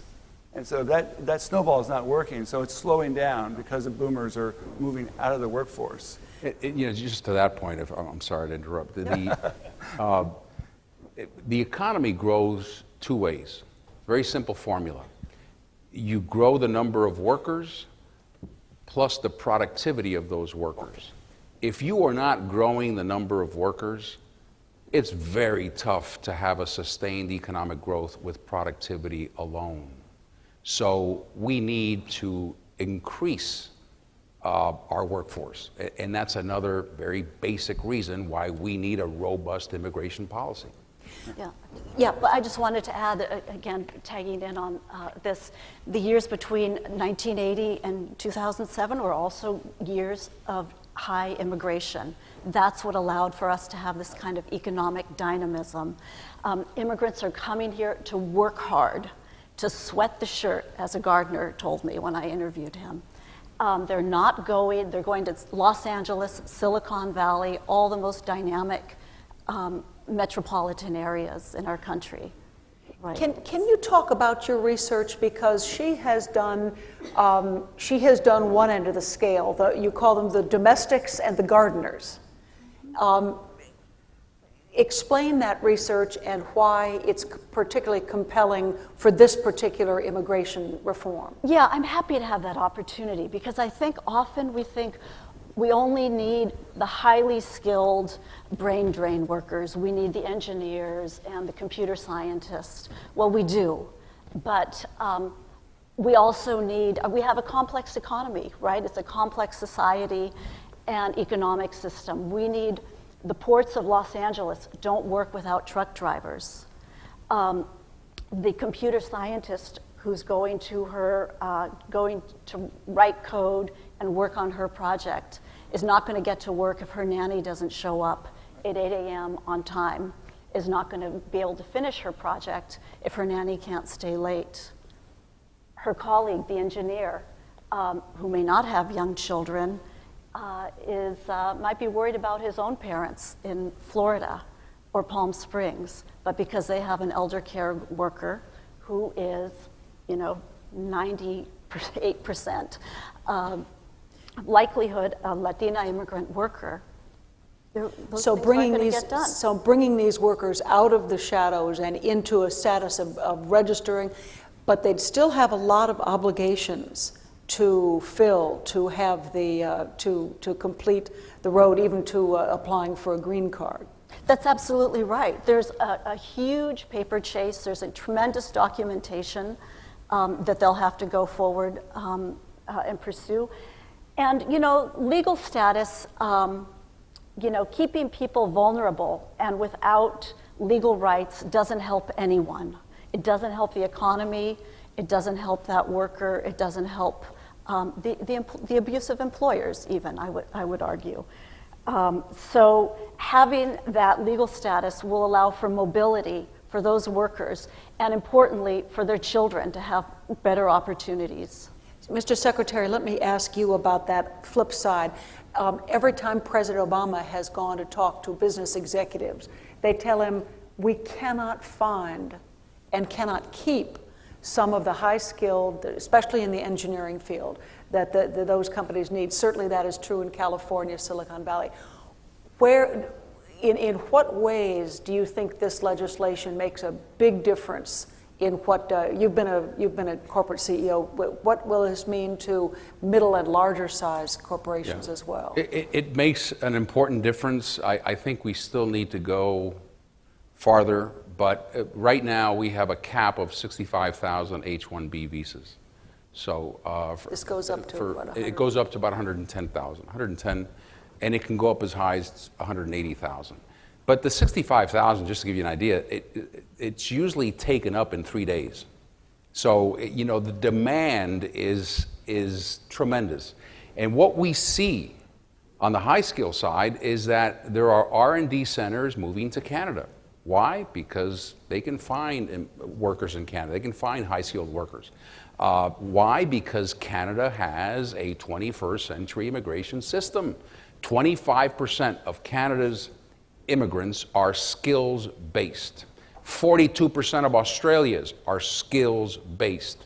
7% of our immigration design is skills-based. That should go up to about 12% now with the new bill.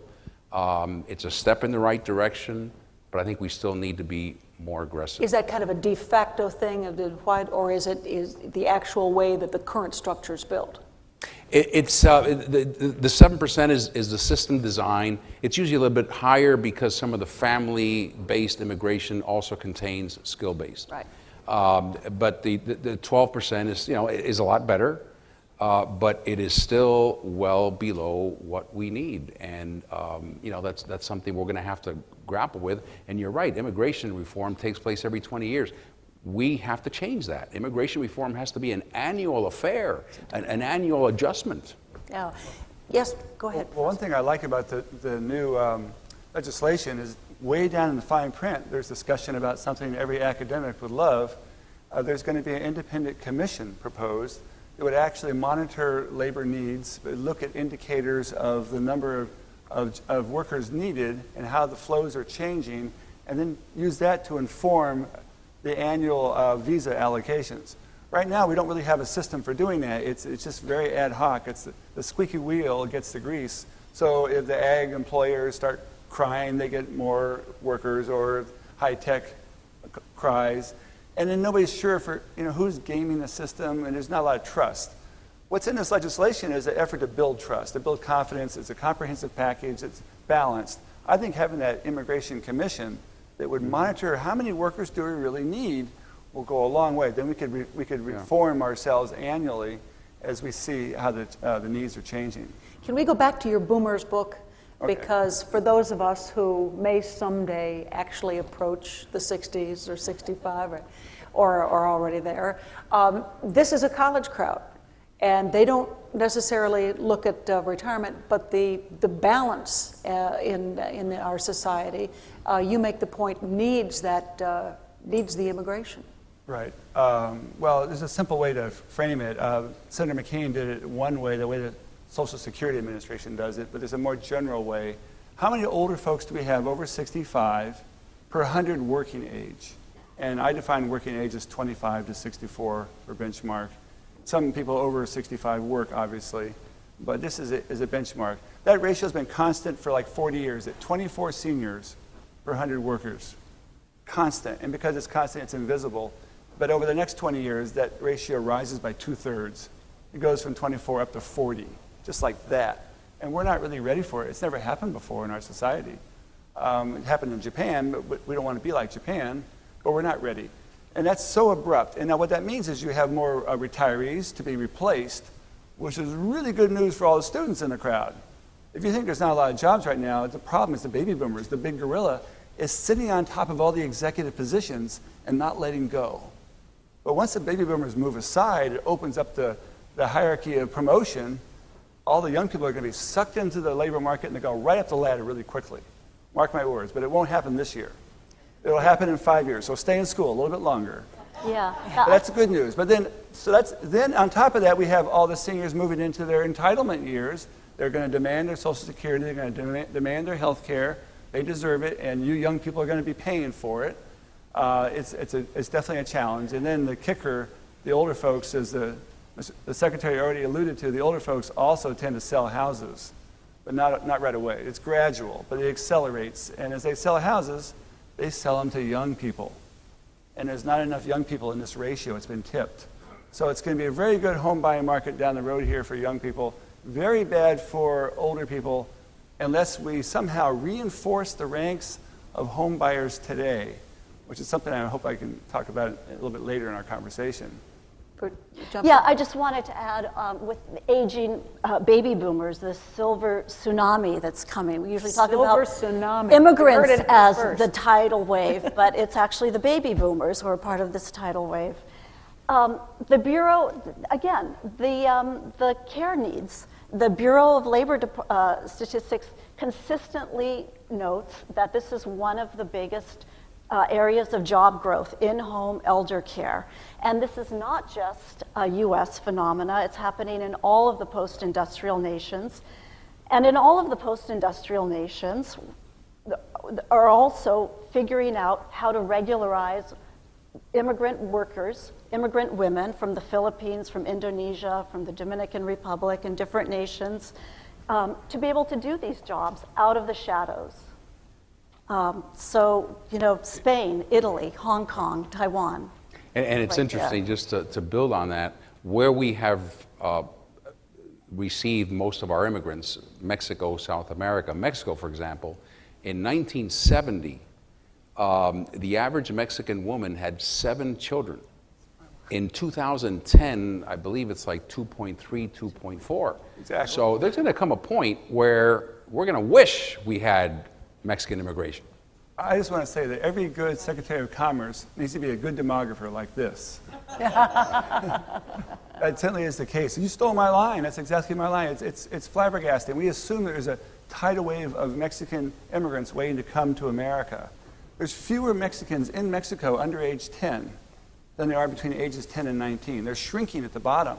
They don't have extra people. They're not going to come flooding across the border, yet we build this big fence still, because people are afraid of the past.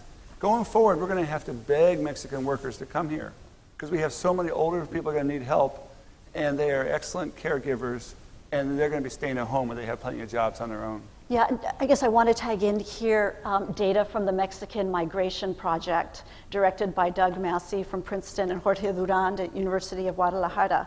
Those people are a group of demographers and social scientists in Mexico and all of the sending communities, and they have their thumb on the pulse of what's going on. Migration, we're never going to see the kind of huge wave of immigration that we did in this post-1965 to 2010 era. So, again, I think that's, makes it imperative to move forward with legalization now, and we'll be lucky to get more workers. I'm going to begin to invite students to come forward to microphones for questions, and while they are, let me ask you, Mr. Secretary, about something I've heard you say, and I heard Mitt Romney say it. He'd like to staple a green card to every advanced degree? Yeah, right. And this is, in the bill, it's called STEM, science, technology, engineering, and mathematics. But it is, you look at it from afar and it's kind of foolish, because we bring the brightest students in the world to study it in the best universities in the world, and then we make them leave. Yeah. And you know it, the angst that exists among students, 4.0 grade point average, they want to stay, but they have no idea if they're ever going to be able to get an H-1B visa. They have to find a company to sponsor them. In the meantime, they have to study. It's an everyday pressure, and in spite of that pressure, they're coming out with these grades, which are just, remarkable. So we need to be more aggressive. And when I hear people say, yeah, but too many immigrants, they don't assimilate, and the cultural aspects, that just betrays a confidence in the magic of America. Everyone who comes here eventually becomes American. Ironically, and too bad, they lose their native language. But we've got to be more aggressive, and we have to be more aggressive on the high-skilled side, and we have to be more aggressive on the low-skilled side. Let's not forget, hotels won't open without immigrants, farms will close, restaurants, and if we have the workers, boy, that there will be growth, and we're going to be back in the game. You told me, I think before we sat down here, how many in the 1986 reforms, how many of those who got access to actually became U.S. citizens? In 1986, and this is what people call amnesty, where it was a lot easier in that reform, only 41% chose citizenship. Now, I'm going to make a comment here, which is more politics than economics. If there is some discussion and debate about citizenship, and that's what somehow brings down this bill, I think that would be a real shame. Because the people who will be most affected are the 11 million undocumented. If you ask them, I think they would say, look, what I want right now is to leave my house in the morning and know that I'm coming back at night to see my kids and that I'm not going to be deported. So because you have this debate in Washington over citizenship, don't deny me that opportunity. And I'll tell you, I have a real big concern with people making citizenship the make or break issue in this bill. It's not fair for the undocumented, and we've got to move forward. But those who would have legal status are still consumers, they're still buying absolutely. products. The important thing is legal status, and as Senator McCain mentioned, they choose whether down the road they apply for a green card. Some don't want to, but circularity is part of the future. People come and work for 2 years here, they go back home. People go to Mexico and work for 2 years and they come back to the US. So we shouldn't get hung up on this, just this one concept of it's either citizenship or it's nothing. Important point. I'm going to start with a couple of questions. Yes, please identify yourself. Thank you, Secretary and professors, for speaking. My name is Elise Pietro. I've always believed, I know that our country has problems. I believe that America is one of the best places to be. But I was surprised when I first came to USC that not everyone feels that way. I've met students, they're technically American citizens, but their families are from other countries, Turkey, India, China. They have been raised overseas, and their families have talked about giving up American citizenship. They don't see the value anymore. These are students here at USC, but they feel like they don't want to live in the US. They want to return to their the countries where they've grown up. Do you have any comment on that? My personal experience is that that's probably a minority. My sense is that when people come to the US, they become Americans, and the idea that they come from other countries shouldn't intimidate us, because we've got this powerful system that, it's hard to describe and it's hard to put your hand on, but there is a magic in this country where people come and they assimilate and they become Americans. If there are some who don't, my guess is that is a very small percentage. Professor Myers? Yeah, well, you have to understand, they're making decisions based on the Great Recession. And it hasn't been a great time here in our economy, and it might be better back home. So I can see why people might look at us a little skeptically recently. But also, there's another issue that's more long-standing, and the people who come here remain rooters for the home team. And I see it a lot in LA when you have Yankee fans from New York. They come here and they still root for the Yankees. Even though they're living in LA, you think, why don't you just go with the Dodgers? So people still talk about their home countries out of pride. I don't view that as a betrayal of American residency. I view that as just being a reflection of strong roots. And if the economy's been bad recently, I think I might give them more reason to think about it's better back home. But believe me, it'll straighten out, and they'll come around, and they'll be loyal Americans. Yeah. Well, you know, I say congratulations to those students too, because it sounds like they're willing to go back home and probably work as doctors and engineers and teachers in conditions that are, you know, not as great as those they might have here. They're willing to make a sacrifice. I think we have to recognize we're in a globalized economy. It's not a us versus them. We're all in it together. And that's part of what they're working toward. Next question. Good morning. Good afternoon. My name is Nathaniel Haas. I'm a freshman at USC. Thank you all for being here. I think I speak on behalf of a lot of students when I say that there are now 2 professors who I will certainly be trying to take a class from in the future. My question is about the relative economic benefits versus the costs of immigration reform. You know, I hear a lot of people talk about the cost of things like emergency health care services for illegal immigrants or the long-term cost to society of things like anchor babies. And I was wondering if you could kind of reconcile the relative benefits versus the relative costs that some of these people make these arguments against immigration like. I can take a first crack at that. There's lots of economic data out there and lots of interpretations, and it's hard to know who to believe. But it really is pretty simple. And the cost of immigration is high when people are new, and the benefits are high when they've been here longer. So if you take a snapshot picture and just look at today, it's going to be expensive for anybody who shows up. Any child in school is expensive, but they pay off bigger down the road. And that's the lesson we've seen from the past. It's simply that. Now, there's another dimension here which is not being raised in Washington, and that's the federal versus local dichotomy. A lot of the services are paid for by state and local taxpayers. Most of the tax dollars raised by immigrants goes to the federal treasury, and most of the costs of immigration are borne more locally. So I think it would be helpful if the federal government shared a little more of the costs with the locals, and that would take away some of your emergency room complaints that people have. As for anchor babies, well, you don't understand. We have a shortage of kids, and any kid that's offered to America is a real treasure. And it's going to be a big bonus for us. And the word anchor baby implies that kids are worthless and are somehow a cost. They're only a cost temporarily. They're an enormous payoff by the time they're 30 years old.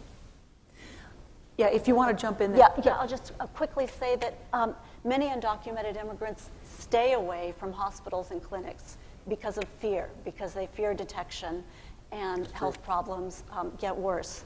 Recently, we did see a story in the news about these maternity hospitals in San Marino, a very affluent community with Chinese women with visas and passports. But when I was doing my research in an undocumented Latino community, I met women who didn't qualify for amnesty legalization because of fear of going to a hospital here, they had returned to Mexico to have their babies, thereby disqualifying them from legalization, right? So, you know, it's just a huge, you know, travesty there. Right. And just to add, the system today is more expensive than anything we'll have in the future because a lot of the undocumented immigrants are in a cash society. You know, they're not paying taxes, they're getting paid in cash. The new bill has a fund where every fine, every penalty, you know, any cash that comes in as a result of the system will go to this fund. So over time, that will pay a lot of the cost of immigration. Just a little advice, very respectfully. Anchor babies is code word for something that's wrong. In the 1940s, we used to call it paper sons and paper wives coming from China when we had the Chinese Exclusion Act. I hope we never, ever, ever get rid of that 14th Amendment provision. And as the professor said, thank God we have these babies being born in the U.S. So, thank you. Next question. Good afternoon. Good afternoon. Thank you all for coming. My name's John Caton. I'm an undergraduate student, actually, at the Price School, and I'm currently taking a class taught by Dr. Myers.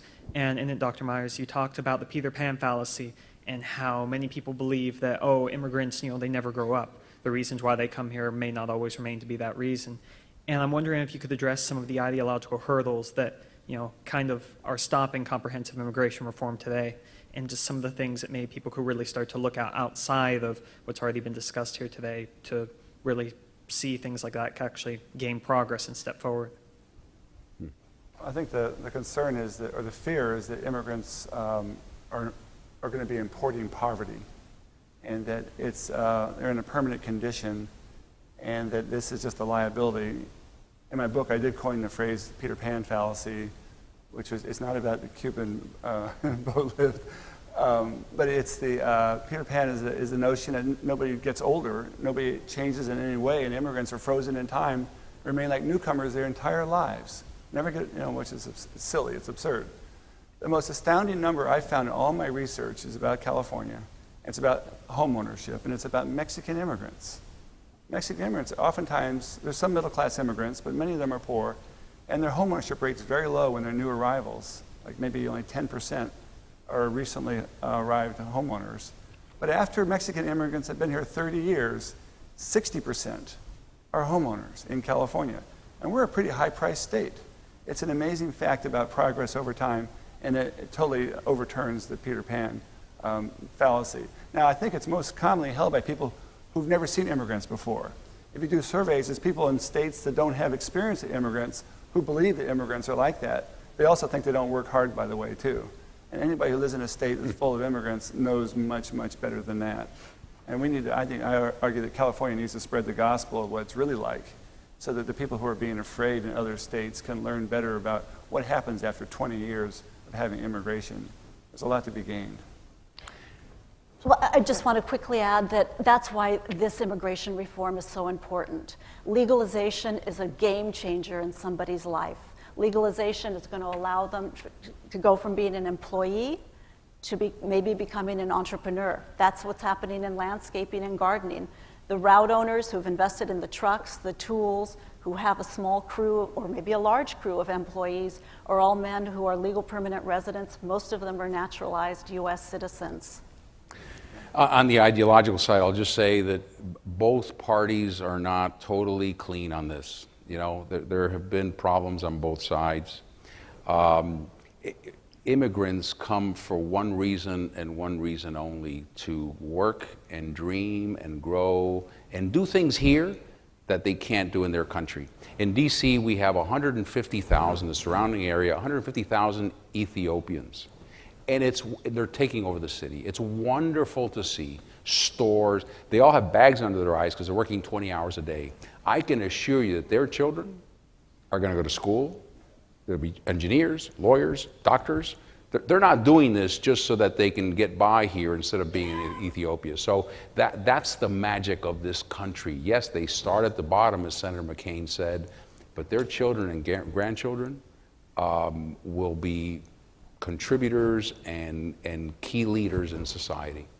We have time, I'm told, for 2 more questions. I apologize to the rest of you in line. One here and one here. Please. Hi, my name is Jeremy Laudenbach. I'm a graduate student. Thank you to all the panelists. You guys mentioned Canada, and so I'm wondering what kind of lessons we might learn about the immigration policy of our neighbor to the north. I would just say one thing, and I'm sure the professor will add some. As I mentioned before, 25% of Canadian immigration is skills-based. U.S. it's 7%. So we have not updated our immigration system for decades and decades. And Canada has a very economically based system. It's all about what skills do we need and who is coming in. We're trying to do that in this bill. It may be a little bit clumsy because we have this point system and you get a certain amount of points for certain things. The reality is that Canada has identified what they need. We don't have enough healthcare workers. We don't have enough logistics and transportation. Kids don't want to go become truck drivers after they finish high school anymore. We don't have enough people in agriculture. We don't have enough people in construction. So we have to be careful about this point system that, we end up with only PhDs because our economy needs a lot of different types of immigrants. But Canada is well ahead. Canada has recognized this. It's a very pragmatic system. They make no apologies for it. Our system is primarily family-based, but the definition of family has gone quite far so that it's sort of a chain migration, you know, and we can continue to be family, but increase the number of skills-based visas. So there's a lot that we can learn from Canada. I'm going to jump to our last question because we are beginning to run out of time. Please identify yourself. Hi, my name is Charles Hernandez. I am a recent graduate from the class of 2011, then entered the workforce. And first of all, thank you all very much for being here. I think this is a debate that cannot be framed without approaching the economic side. My question is a bit of a follow-up on the costs and the benefits to this debate. How would you frame the costs to society versus the benefits to society of as these immigrants begin to continue down the path towards citizenship and leave the resident status and go on towards green card and finally full citizenship? How does that have an effect on things like Social Security and other public services such as welfare?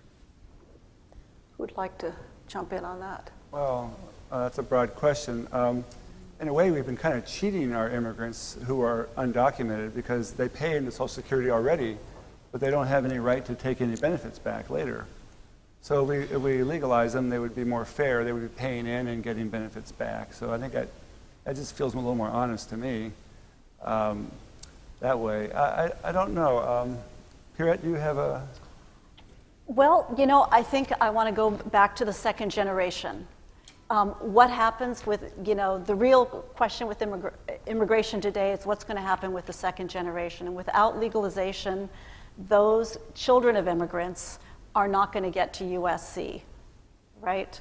And become teachers and nurses and contribute, you know, to the economy. And, you know, this wasn't exactly your question, but I do want to bring up the cost. What is it going to cost on the ground to pursue legalization and naturalization? In 1997, it cost $95. 2007, 10 years later, it went up to $685. That's per individual. That's too much for working families. So we need to come up with a program that will allow, you know, be self-supporting, do screening, but be affordable. And what people usually don't look at, they look at the direct cost of, you know, the immigrants, but they forget the somewhat abstract notion of the multiplier effect on the economy. It is good for the economy. I think every immigrant creates, I've seen 1.6 additional jobs. So that is a way of paying for immigration, which isn't directly allocated to immigration, that we don't see so directly. This morning, Governor Schwarzenegger wrote an op-ed in Politico, which is in Washington, D.C., probably the best read publication, online publication of all. And he wrote, yes, it's a debate about national security and economics, but even more, this is a conversation about what our country means to us and what we want it to mean to others. We all hope that this session this morning has helped give you a depth of focus on what's really poised to be the signature issue of the administration I'm covering, the Obama second term. And I hope it has brought into kind of technicolor for you both the human and the economic factors at play. Please thank our panelists, the two professors and the secretary. Thank you so much. Nice job. Thank you very much. Thank you. Thank you.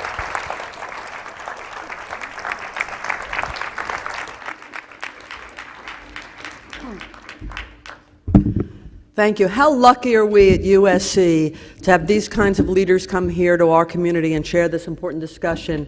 And how lucky are we to have professors like Dal Myers and Professor Sotelo to be here with their incredible knowledge and information. We're really very grateful to all of that. And a special thank you to Ann Compton, because your talent in moderating the conversation with our senators and this last conversation really made this very important and very engaging. So thank you so much. And continuing with how lucky we are, how lucky that our great mayor changed his schedule to be able to come here and make some remarks. And how lucky am I to be able to get to introduce him. Mayor Villaraigosa, who has been a very good friend to Arnold Schwarzenegger while he was governor and to the Institute since we came here. There's so many things in his resume of leadership, but I guess at the top of it is that he led this city through one of the most difficult economic times in our history. And he did it with courage, and he did it with vision. And in doing it, he never gave up on keeping LA a leader in education, in fighting for the least performing schools to make sure that they improve so that every student gets an education, in fighting to make sure Los Angeles stays a leader in the world in clean tech and in green and environmental issues. And of course, we all know what a leader and one of the best spokespersons for why we need immigration reform. But I think the thing that's most important about Mayor Villaraigosa is his heart and his love for this city and the people of this city. And I think that's the most important talent that you've brought and the most important element that you've brought to your leadership. And many of us will miss your leadership as mayor of this city, but we're grateful to have you here now, Mayor Villaraigosa.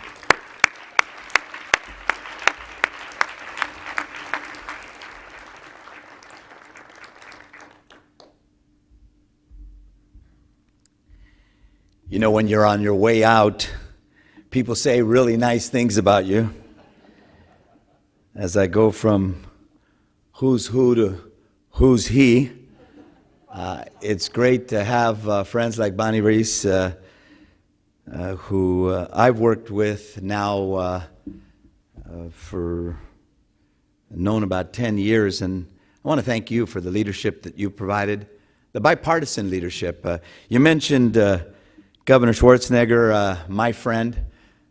You know, one of the reasons why I did want to come, because the last 2 invitations I received, I was out of town and couldn't attend.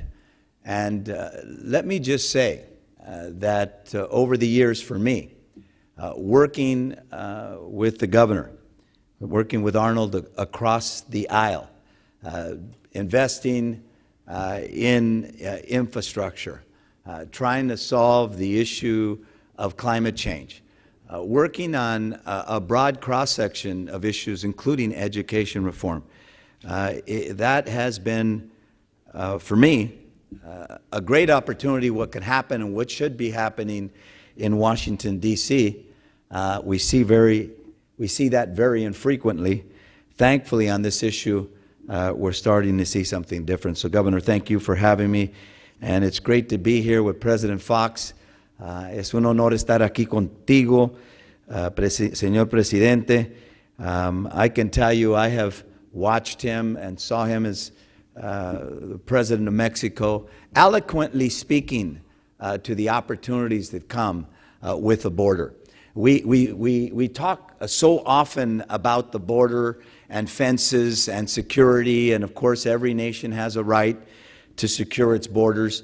We infrequently speak about the opportunities, the bridges, and President Fox has certainly been one of those visionaries, and I want to acknowledge him, and I know we'll hear from him in just a moment.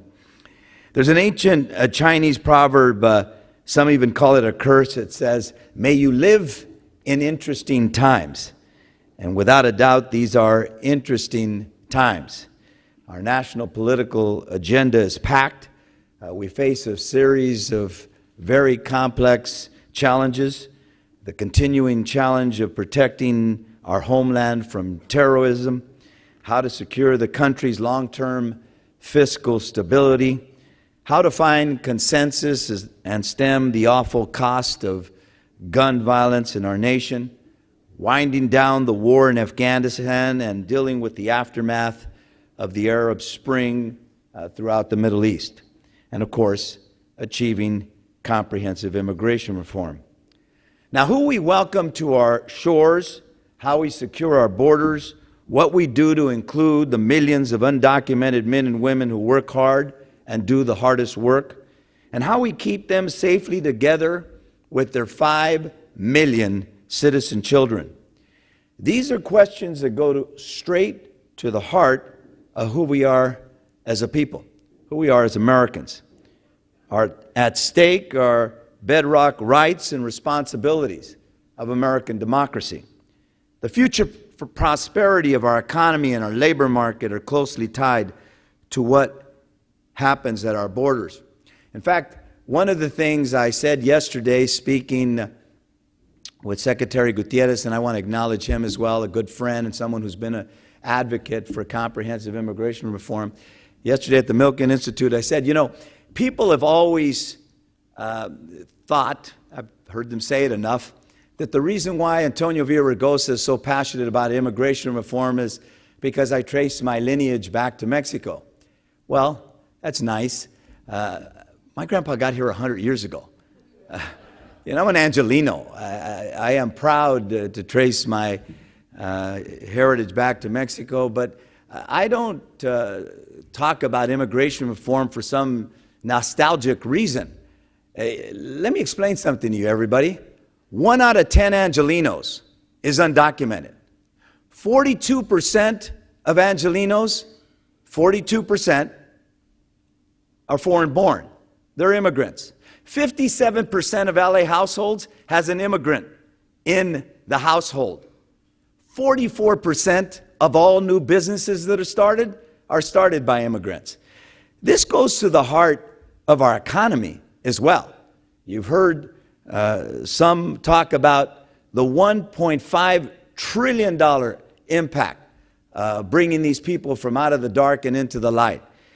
So it is not just for nostalgic reasons that I am passionate about this issue. It's because it goes to the heart of the economic future of our city, the social cohesion in our city, and that's why now is the time for real immigration reform. Now that reform has to be comprehensive. I was on a panel yesterday about the piecemeal approach. We've talked and talked about the piecemeal approach. We can't have that. We need comprehensive reform, common sense reform, humane reform, reform that is cemented by our most deeply held values, reform that serves our country, bolsters our economy, and respects the immigrants who risk so much to come here in search of nothing else and nothing more than a better life. Now, with the recent release of the Senate's immigration bill, I am cautiously optimistic that reform will succeed. The Senate bill has moved the needle. I had an opportunity to meet with Senator McCain on Thursday, Senator Reid with the President on Friday, and all three see a great opportunity for comprehensive overhaul of our U.S. immigration policy, probably the best opportunity since 1986. Importantly, it's the result of a bipartisan consensus, which I know the governor is very, very supportive of. Now, the path forward will be long. The debate in the coming months will be contentious. We can all anticipate the arguments against reform. There will be voices who will say that this reform is too much. They will say we need to think smaller and take a piecemeal approach. They'll say instead of a path to full citizenship, they'll advocate for the way station of permanent residency, a second-class level of citizenship that is unacceptable in the United States of America. Now, instead of balancing enforcement with integration, they'll call for us to double down on the policy of widespread deportations. The time for half measures and one-sided approaches is over.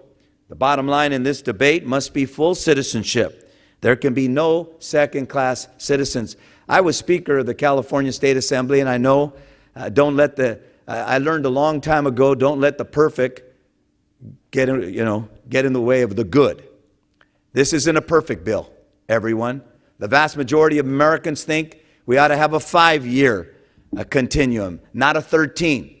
There are a number of things in this bill that cause heartburn to people on the left and people on the right. But it's the best consensus that we've come to. This, as I said, doesn't just make moral sense, it makes economic sense. The LA Chamber of Commerce has pointed out that when a head of a household becomes a citizen, family income rises almost 14%. According to the Center for American Progress, if we legalize the 11 million undocumented immigrants, as I said, we'd give our economy a $1.5 trillion shot in the arm over the next decade. That's particularly true in the state of California and here in the epicenter of migration, the city of LA. Now, the federal government would see a $4.5 billion in more tax revenue in just 3 years. Finally, I said many times we're a nation of immigrants. We rightly claim the distinction for our long history of welcoming people from around the world to our shores. We're a beacon of freedom and opportunity the world over because we've sealed a social contract of a special and significant sort. As immigrants have stepped across our borders, we've always said, if you apply yourselves, if you work hard, if you join and participate in American society, doors will open. You can achieve a sense of security, prosperity, and above all else, dignity, not only for yourselves, but also for your children. In exchange for your hard work and loyalty, we promise to give immigrants a grip on the ladder, to provide access to education and resources, to chart a path to full participation in our society that is transparent and fair. And unfortunately, we've lost touch with this tradition of openness and opportunity. For the last 2 decades, we've not kept our side of the bargain. We've created an immigration system that's long on enforcement but short on opportunity, a system where states compete with one another to draft more and more draconian and anti-immigrant legislation. We've created a system no longer in step with our cherished values and our ideals. In 2013, when we fix our broken immigration system, we have a chance to make this right. We have the opportunity to restore a basic American covenant. LA must be part of that immigration debate. We should push our national leaders to enact reform that's good for our city, good for our economy, and good for our nation. LA can and should lead in securing comprehensive immigration reform. I want to thank Governor Schwarzenegger and all the folks here at the Institute, of course here at USC. I want to thank all of you who are here. We've got to apply pressure. I don't have to tell you that, well, things look good in the Senate. We expect somewhere in the neighborhood of around 70 votes. It will be the House where this battle will take place. It will be critical that we put pressure on the Speaker, Boehner, not to employ the Hastert rule. Let's put it up for a vote. If we put it up for a vote, I believe the Congress will ultimately support this comprehensive measure, though while not perfect, is a very important step in the right direction. Thank you very much.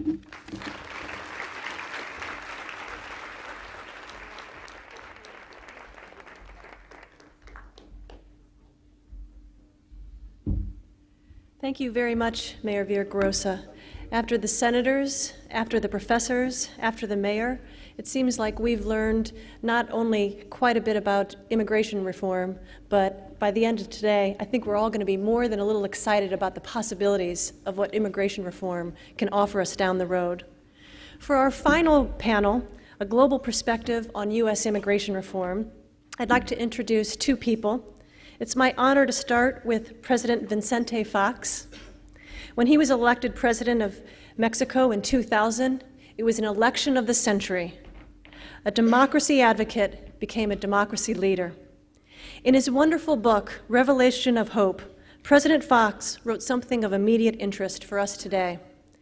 He wrote, "As a farm boy, I devoured biographies of Napoleon, Genghis Khan, George Washington, and many others.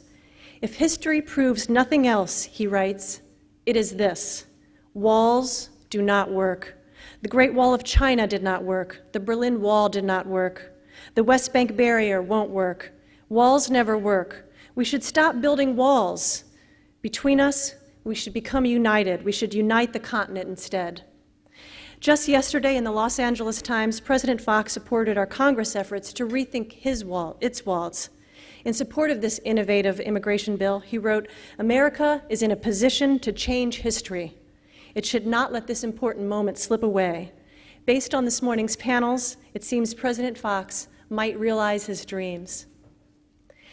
To facilitate a conversation with President Fox, we have Ms. Gabriela Teissier.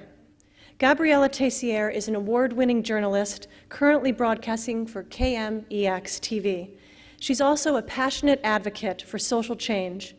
When she isn't breaking news stories and interviewing major world figures, she spends her time with organizations such as Act Today, the American Heart Association, and Heal the Bay. It's fitting that we have President Fox and Ms. Tessier on our final panel here at USC, A Global Perspective. Both President Fox and Ms. Tessier have a global perspective on the issues, and we have more than a few global students here at USC. So I'd like to welcome President Fox and Ms. Tessier.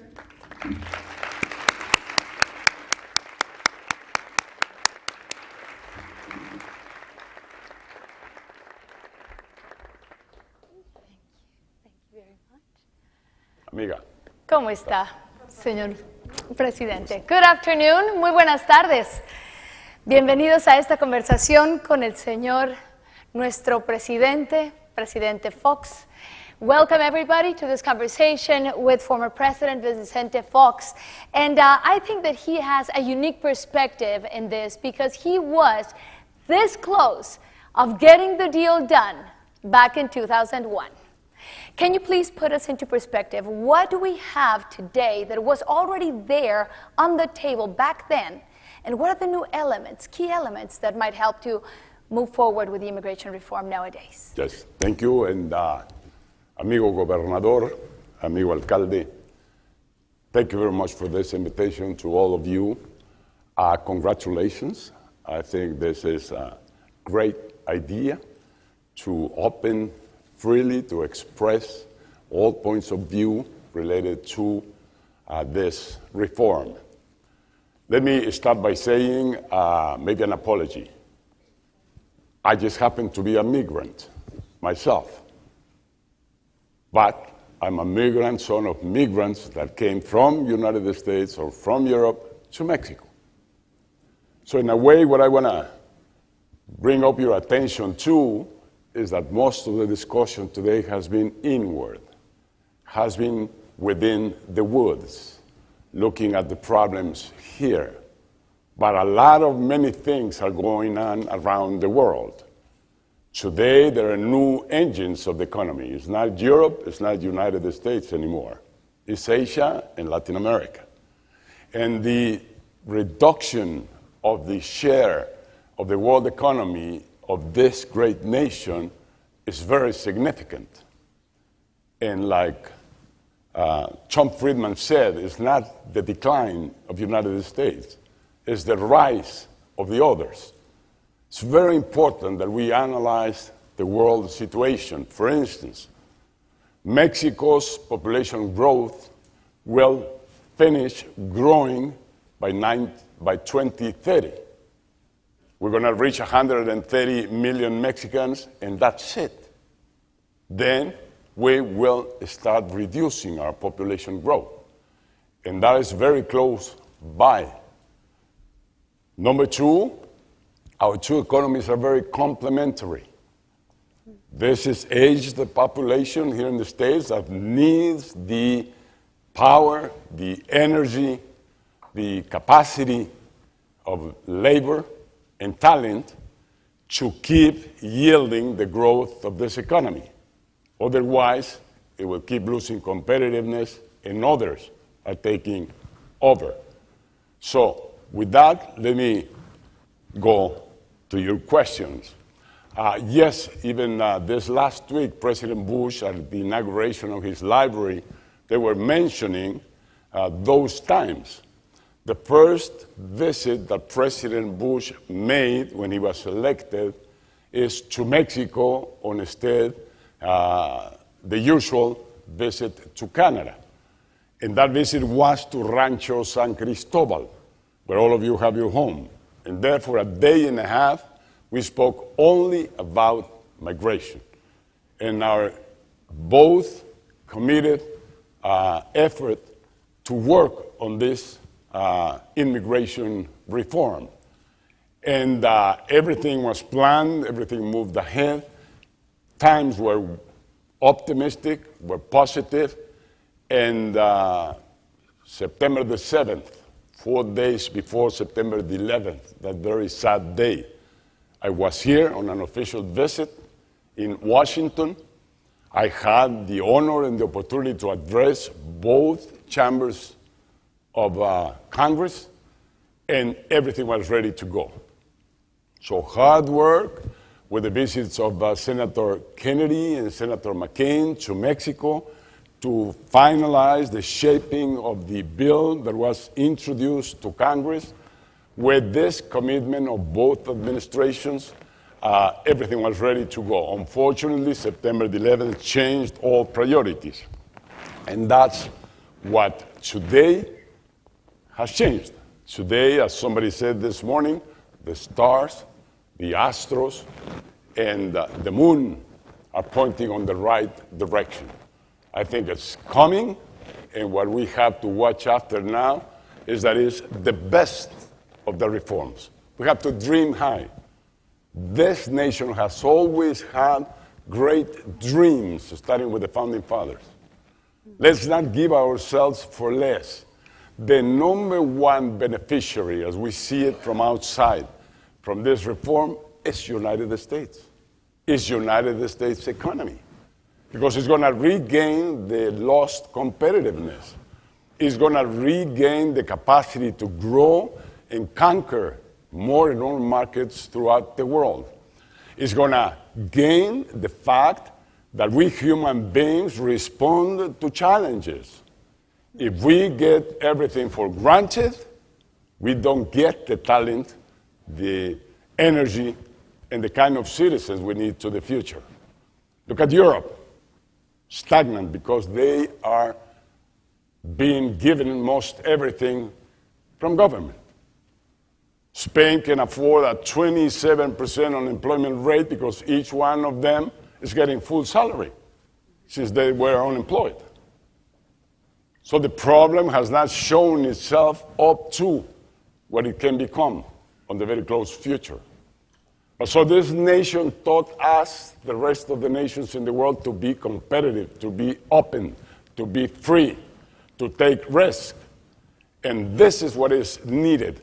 So my invitation is to look further and beyond the woods and really look at how this nation has lost leadership, has lost competitiveness.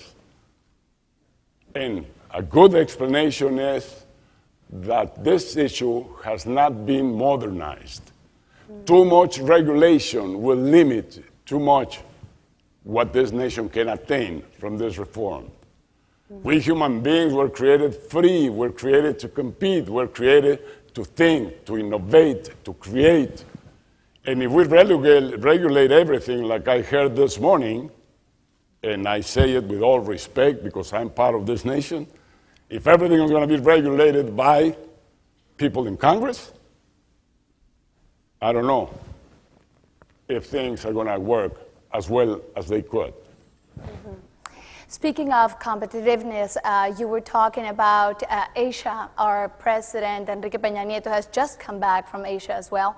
And, well, we know that most of the manufacturing jobs that Mexico was actually, keeping up with went to China. A lot of things come from China now for the United States. So question is, when we open up the borders, if we have this immigration reform, are those jobs from China going to be vanished? And the relationship between Mexico and China, how is that going to affect the whole game? Because we have these immigrants from Mexico doing jobs here, jobs that were before China, and before it was Mexico. It's an interesting triangle right there.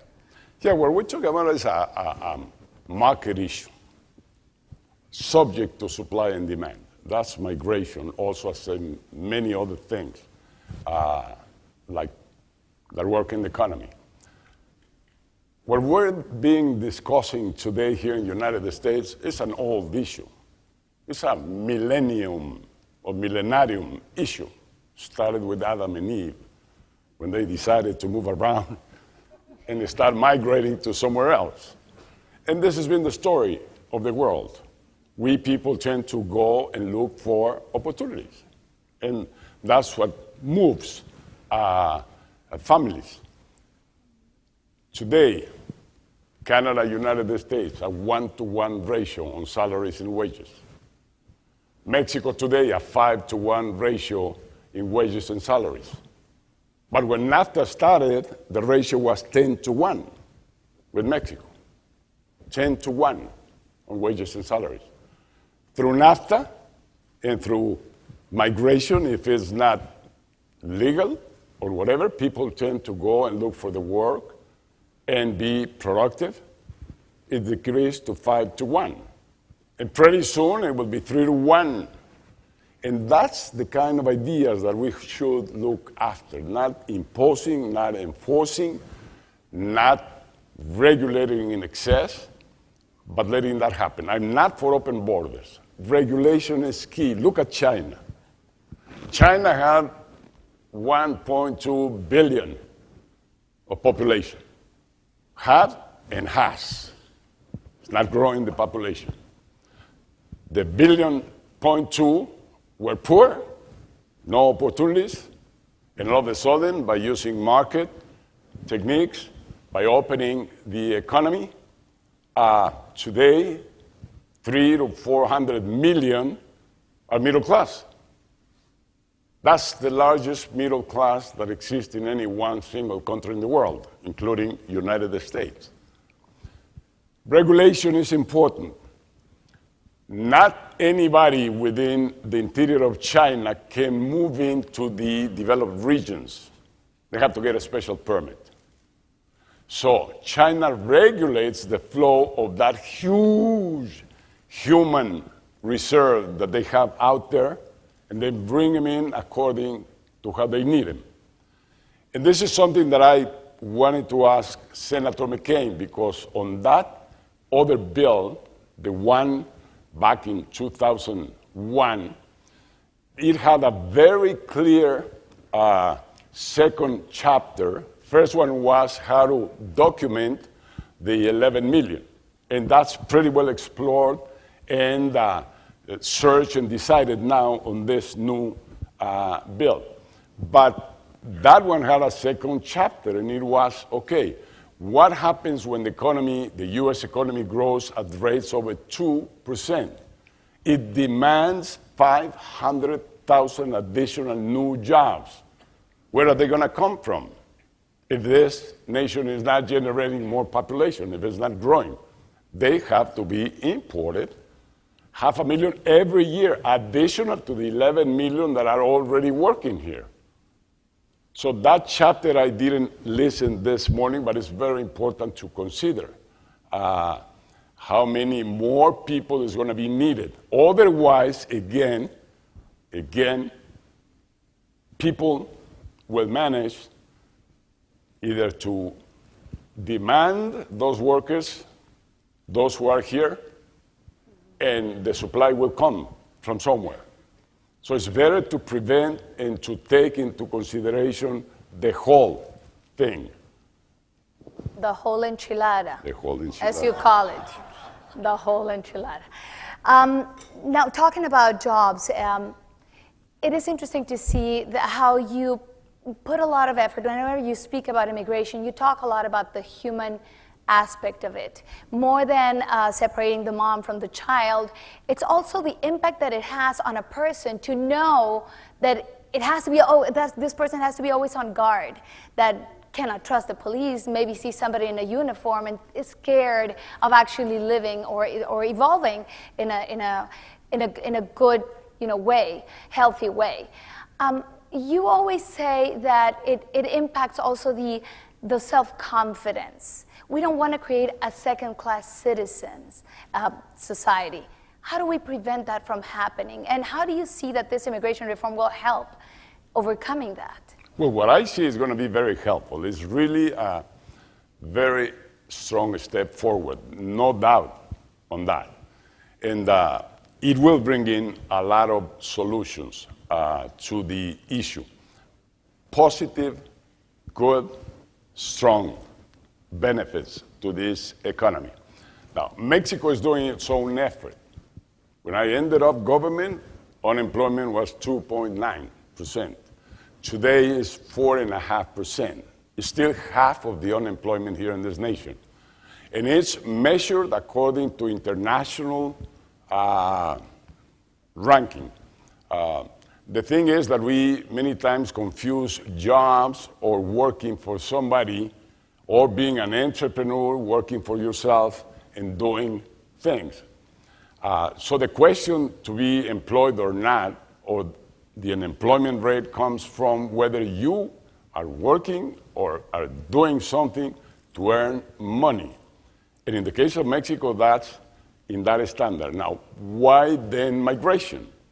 Like my grandfather in Cincinnati, Ohio. He had the not very attractive job of sacrificing the hogs on the backyard of the home and then put them in front to sell them. And he didn't like that job. So he decided to migrate down to Mexico. Today, it's difficult to guess, but I would say that 80% of those who have come in the late 5 years from Mexico to the United States, they had a job or they had an occupation in Mexico. But they were making 1/5 of what they would make here. So it's that incentive that moves so many Americans, hundreds of thousands, millions, to go out to work to China, to go to Australia, to go to France, to go to Spain, to go to Mexico, to go to Brazil, to go everywhere. And we have not reached the point that we have to regulate so much. Because yes, this land is a land of attraction, it's a land of opportunity, different to others. But still, US citizens go and look for a better job, for a more comfortable kind of living, look for quality, or look for leisure, or look for whatever. But migration moves both ways, and it's very important to all economies. And what will happen to those? We speak about 11 million people here and the fact that they are here, whether they are allowed to be here or not. But once they get a paper and they can go back and forth, what happens to that, economically speaking? Are the people that work here, are they going to, a lot of people are fearful that they're going to make their wages here and go back to Mexico and leave that money in their hometown.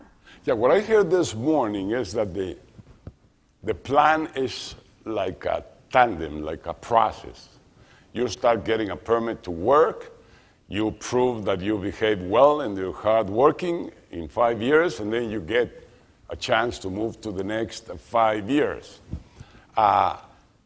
According to what I understand, and the people that I know, and I know a lot of migrants here in this nation, and I was born and raised with them at the ranch, they not necessarily are here to become U.S. nationals.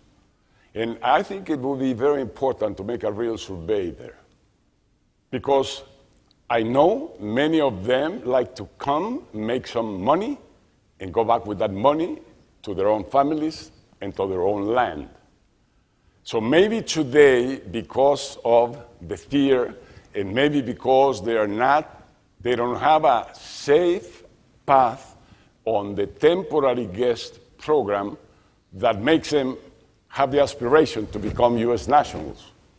But I'm sure that many of them would like much better to go and eat tacos and enchiladas in Mexico than hamburgers or hot dogs here. So it's not necessarily the aspiration to become U.S. national. And more that's happening. Many people is moving to China to live there, to nourish from the culture, to experience a new way of life, and maybe they're going to be there for 10 years. And then next year they might go to Europe, or Switzerland, or somewhere else. So that's why my claim is let's not regulate in excess, and let's keep an eye on what's going on around the world. Mm-hmm. And you also offered an op-ed just recently, a few days ago, saying stop those walls, basically rethink the walls. They have not helped at all. What will help to regulate the border? Yeah, well, imagine, the wall. The drug keeps crossing that wall. How? I don't know. But the largest drug consumption in the world is in this nation, by far. Nobody is near to the per capita consumption of drugs here. Migrants kept coming. Walls don't work. And walls respect, and again, I say it with all respect, reflect fear. Only those who have fear build walls, like the communists in Germany, like the Chinese with a wall against their enemies. So walls reflect fear, reflect isolation. And this nation has never lived by isolation or closed borders and nationalization. On the contrary, it taught us, the rest of the world, to open our economies. And then we let Coca-Cola come in, and then we let Chrysler come in, and then we let Ford come in, and then the computers, and then the telephones, and now here you say, no, watch out. I mean, I'm being invaded by foreign products. So I don't want them anymore here. This nation economy is great because its capacity to compete out on the open field. Fair play for everybody. And that gave a lot of advantages here. So that's why I always claim, what is that wall for? Fear is never a good advisor to take decisions. And number two, the economy. The economy needs to be competitive. And somebody was saying here, let me tell you an example, and I'm sorry to use one proper. But we just were blessed by God and by our own work, and an Indian company, IT company, information technology company, has decided to go and set their headquarters for all of the Americas by the side of Central Fox in Rancho San Cristobal. To hire 10,000 people, 10,000 engineers with a university degree to work on this information technology. 10,000 jobs that are not here, that are down there in San Cristobal. India exports $165 billion US dollars worth of these products and services, information technology. Imagine, thousands and thousands and thousands of jobs. So everybody's competing for the jobs now. And this economy, as my friend said, former Secretary of Commerce, has to be nourished with that spirit, has to be more open in that sense. And it will start growing and recuperating what has been lost in these last 20, 25 years. Worse the problem in Europe, much worse. But this is when we have to remember leadership. We have to remember the creators and the ideas like Marshall Plan that moved all of Europe to be what it is today. Per capita incomes in the States are same or lower than those in Europe. And we still criticize Europe a lot. But that per capita is much better distributed. And it's because it's a competitive situation. So, with all respect, we are going to benefit in Mexico, no doubt, with migration reform. But that's not our aspiration. Our aspiration is to reach the point where we're one-to-one in the border. And we're moving because we're growing faster than the U.S. economy. And our salaries are growing faster than the ones here. So sooner or later, that gap is going to narrow down. And I think that will be the best situation for North America. North America can keep being not only the largest market, consumer market in the world, not only the largest economy in the world altogether, but has to keep the leadership. Otherwise, imagine the center of power, the center of ideology, the center of finance moving to the east. And that challenge is right there. And by the way, one more word. It doesn't have to do with migration, but ideologies are over. To be center, to be left, to be right, that's over. That's 20th century. Today, government responsibility is to create the jobs, is to increase the human capital, is to resolve the problems of natural resources and world contamination, resolve the problems of weather, climate, and else and else. Now that you brought up Coca-Cola, I can't stop myself from thinking, why is it such a tough sell? Why is the image of a Mexican immigrant, and I'm going to say Central American or Latin American, why is it such a tough sell? What can we do, or how do we move forward with that, and how do we avoid that misconception? Strategically speaking, I mean, from a practical point of view, we're one day away from our march, May 1st again. And some people say we are actually hurting the immigration reform by going out there and putting millions of people, or thousands of people, I would wish millions, but thousands of people out there on the streets claiming for it. Well, what I see in people to people is that we love each other. We have high respect, we for Americans today, which we didn't have in the past. And now Americans are more and more respectful and with migrants, the hardworking, the guys that are reliable, those which are contributing to this economy. Why then this public atmosphere of conflict? And well, when you have a guy like Lou Dobbs with prime time for an hour speaking bad about Mexicans and speaking bad about migrants, I mean, you create that xenophobic, that aggressive, that conflictive situation. I think that we should start by recognizing that migration is maybe the most positive asset that each and every one of our nation has. And when millions of people were coming through Ely Island to this great land, also hundreds of thousands and millions were coming through Puerto Veracruz to Mexico. And they were coming to Argentina, and they were coming to Brazil. And it created the America that we have today altogether. So again, to me, migration is something that if we tackle that issue in the right direction, is going to be, as somebody said this morning, at least 1, maybe 2 percentage growth points of U.S. economy or North American economy as a whole. Mm-hmm. We're ready to take some questions from the USC students. They're so kindly are here today.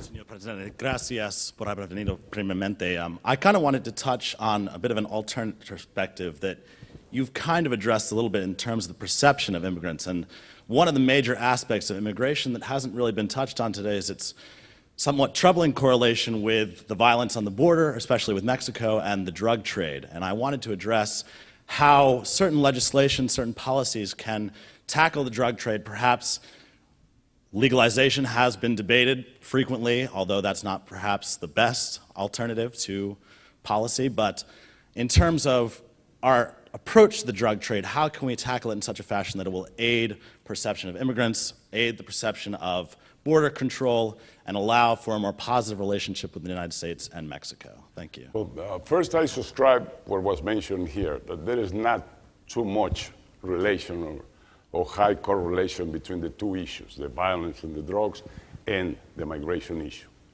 Each one operates different. The problem of violence. Yeah, I come here and question, what is happening in Mexico? What's going on there? Why the violence? Are Mexicans drinking too much tequila? Or what's happening? The truth is that we just happen to be in between the mammoth consumer market of drugs in this nation and the producers of drugs down south.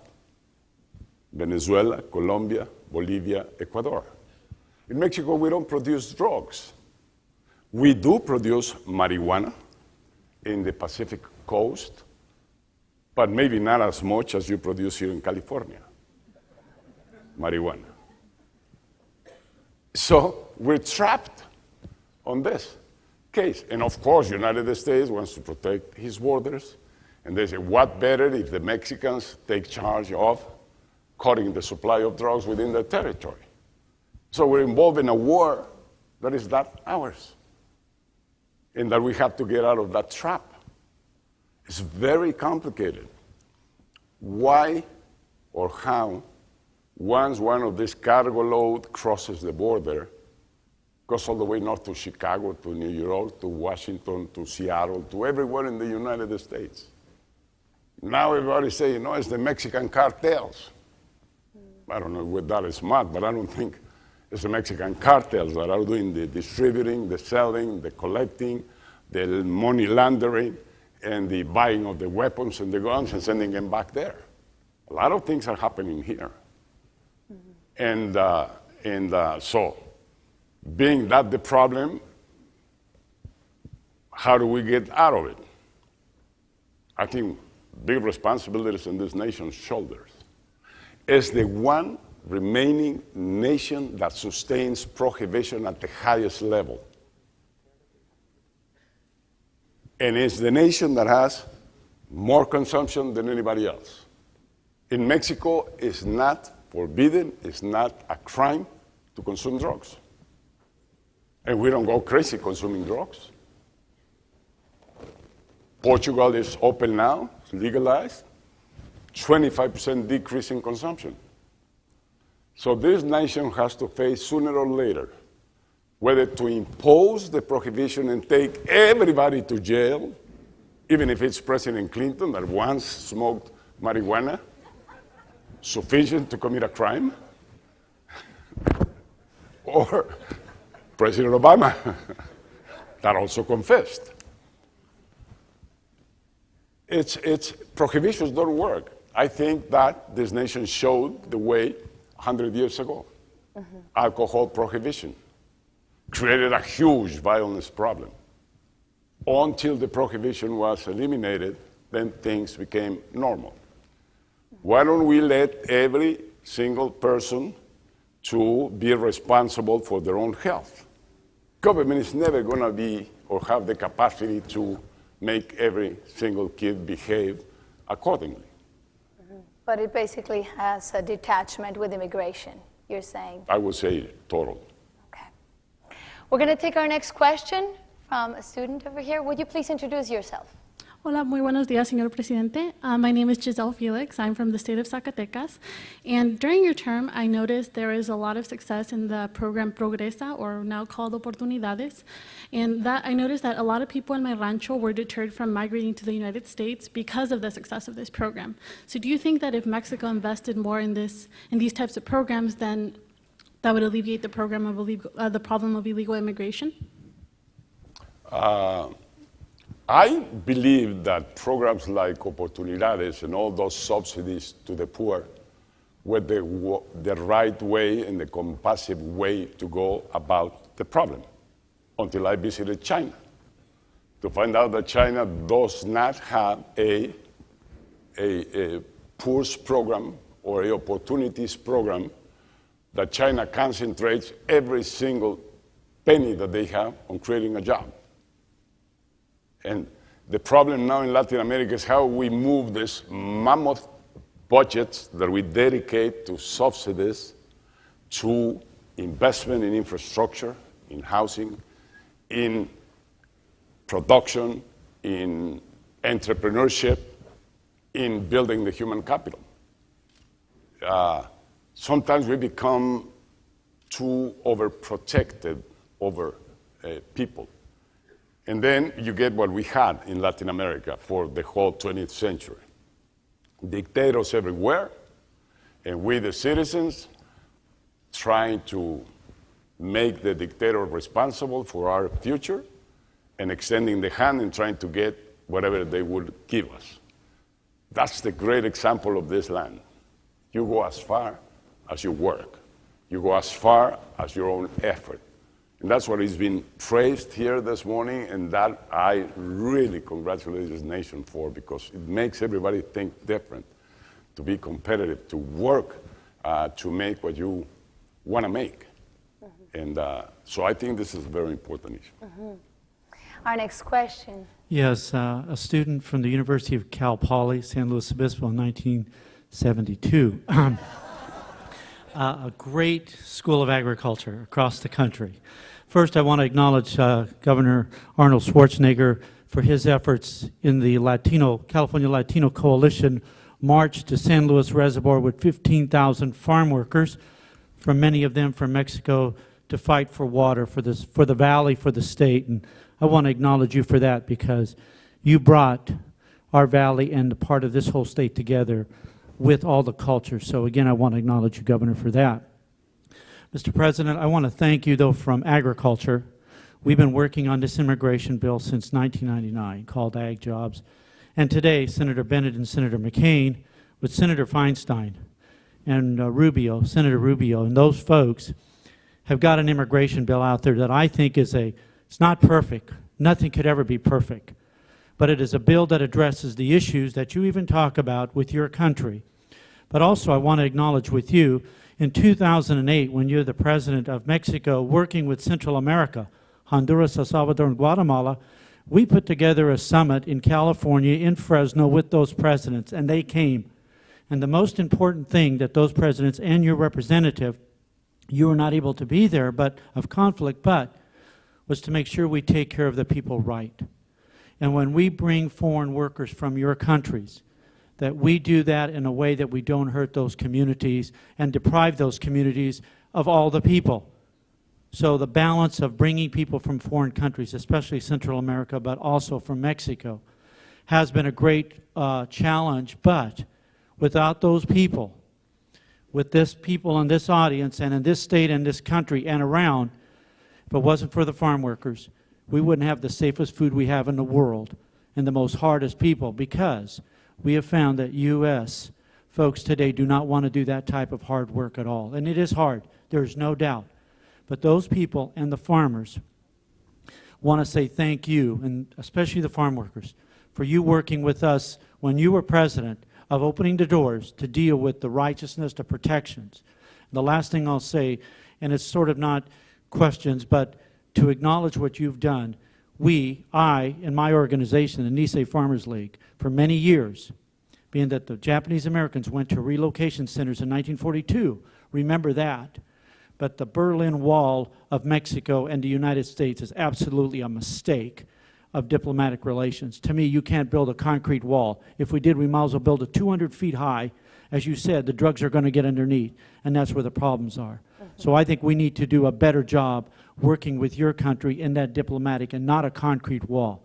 But I want to thank you very, very much for everything you've done for the farm workers and for agriculture of this country, and we support the immigration bill that's going forward right now. Thank you.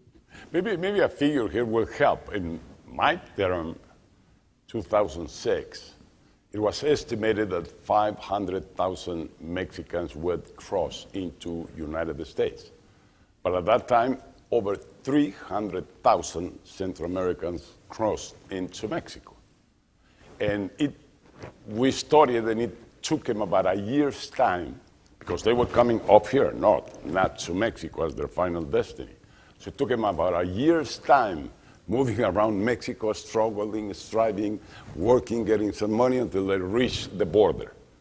And in the border, they would either be catched by the maquiladora system that Mexico built, which accounts for over 2.5 million jobs, all these companies in the border, so that those catched most of those migrants up to when the glass was full, then there was no more capacity to hold them there.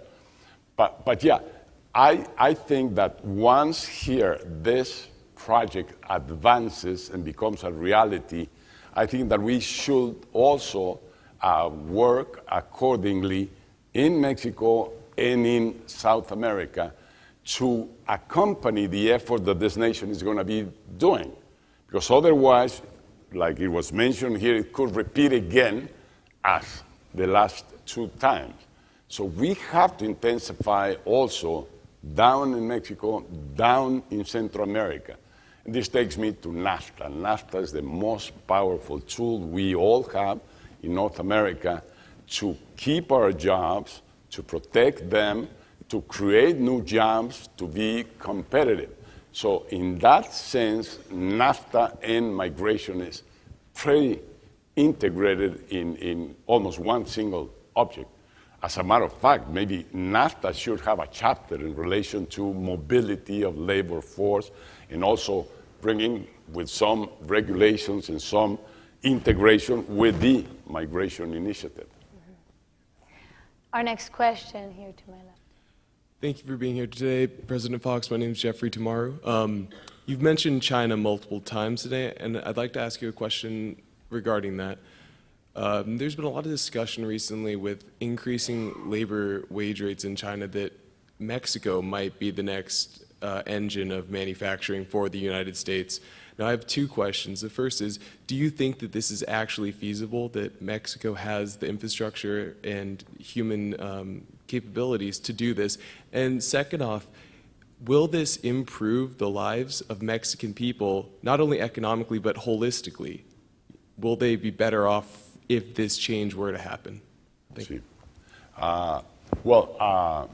Yes, fortunately, the stars, the moon, and the astros are aligned in this moment in the case of Mexico. Mexico has the strongest manufacturing cluster in all of Latin America, maybe as large as all the rest. And I know that everybody will be thinking, no, not Brazil. But Brazil's economy is basically a primary economy. It's based on food, it's based on agriculture, cattle, it's based on minerals, it's based on oil. Mexico's economy is much more advanced. We're really in the industrial era in the case of Mexico. And that's to our benefit today. China's those 300 million has begun to do whatever human being demands. Better salary, better quality of life, and better pay. And today, Mexico has a better competitiveness of putting all together than China. So yes, a lot of China investment is coming back to Mexico. And of course to other countries in Latin America like Colombia, Peru that are doing excellent. Latin America as a whole is growing at rates close to 5%. So I think, yes, those better times are about to come. And this is what has this very positive momentum in our economy that is attracting attention again. We've been there for 3 times now, and we have failed.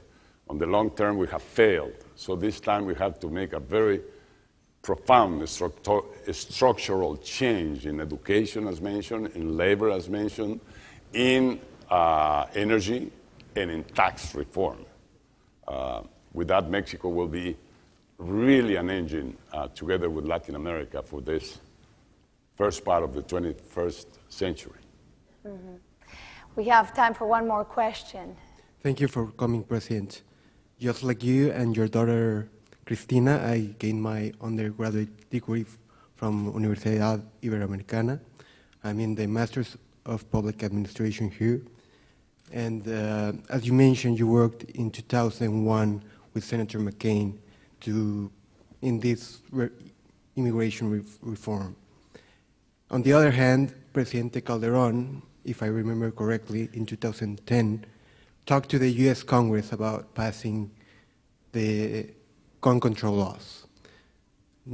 For one reason or another, neither of you were successful in passing these bills in the U.S. Congress. What can Mexico do in order to increase its leverage in the U.S. policy? Well, interesting and complicated question. First of all, I'm a Jesuit too, so we have a pope today. A pope, Argentinian. Sí. And, but it's a very complicated to answer that question. The best approach I can do is that everything in this life is processes. The only 2 clear events, black or white, is to be born or to die. The rest is processes. What we need is not only to detonate the momentum that we have now in Mexico, but we need to be consistent, and that's been the problem of Latin America, a severe problem, inconsistency. And so that's a key issue that I would mention in order to have that much better perspective to the future. Our association with United States and Canada is illimited in the good things that can bring to Mexico. And we're the envy of most every other nation, to be neighbor of the largest market in the world, or the most developed economy of the world. And really, we have not taken enough advantage of that up to now. But as I said, things look much brighter to these next years, but we have to be very careful in being constant, in keeping the path long term. Gracias. Para concluir esta sesión quisiera pedirle que si en español nos puede dar un mensaje para todos los hispanoparlantes con respecto a este momento histórico en el que podríamos estar muy cerca de pasar una reforma migratoria integral.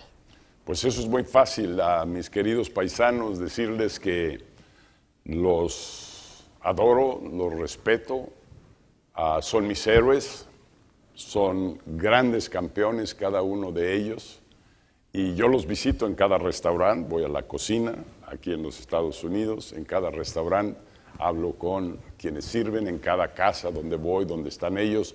A veces no les damos el lugar preferente que tiene. Y luego cuando ya se convierten en alcaldes o se convierten en otras grandes figuras en la economía, pues mucho más respeto para ellos, pero cada uno en su anonimato es un verdadero héroe. Yo creo que merecen más respeto, más estima, más oportunidades. Y esta nación reconocerles que es difícil aceptar la grandeza de esta nación si no es por la fuerza migrante que está aquí haciendo las cosas. Muchísimas gracias. Thank you very much for listening in. Thank you. Muchas gracias. Gracias.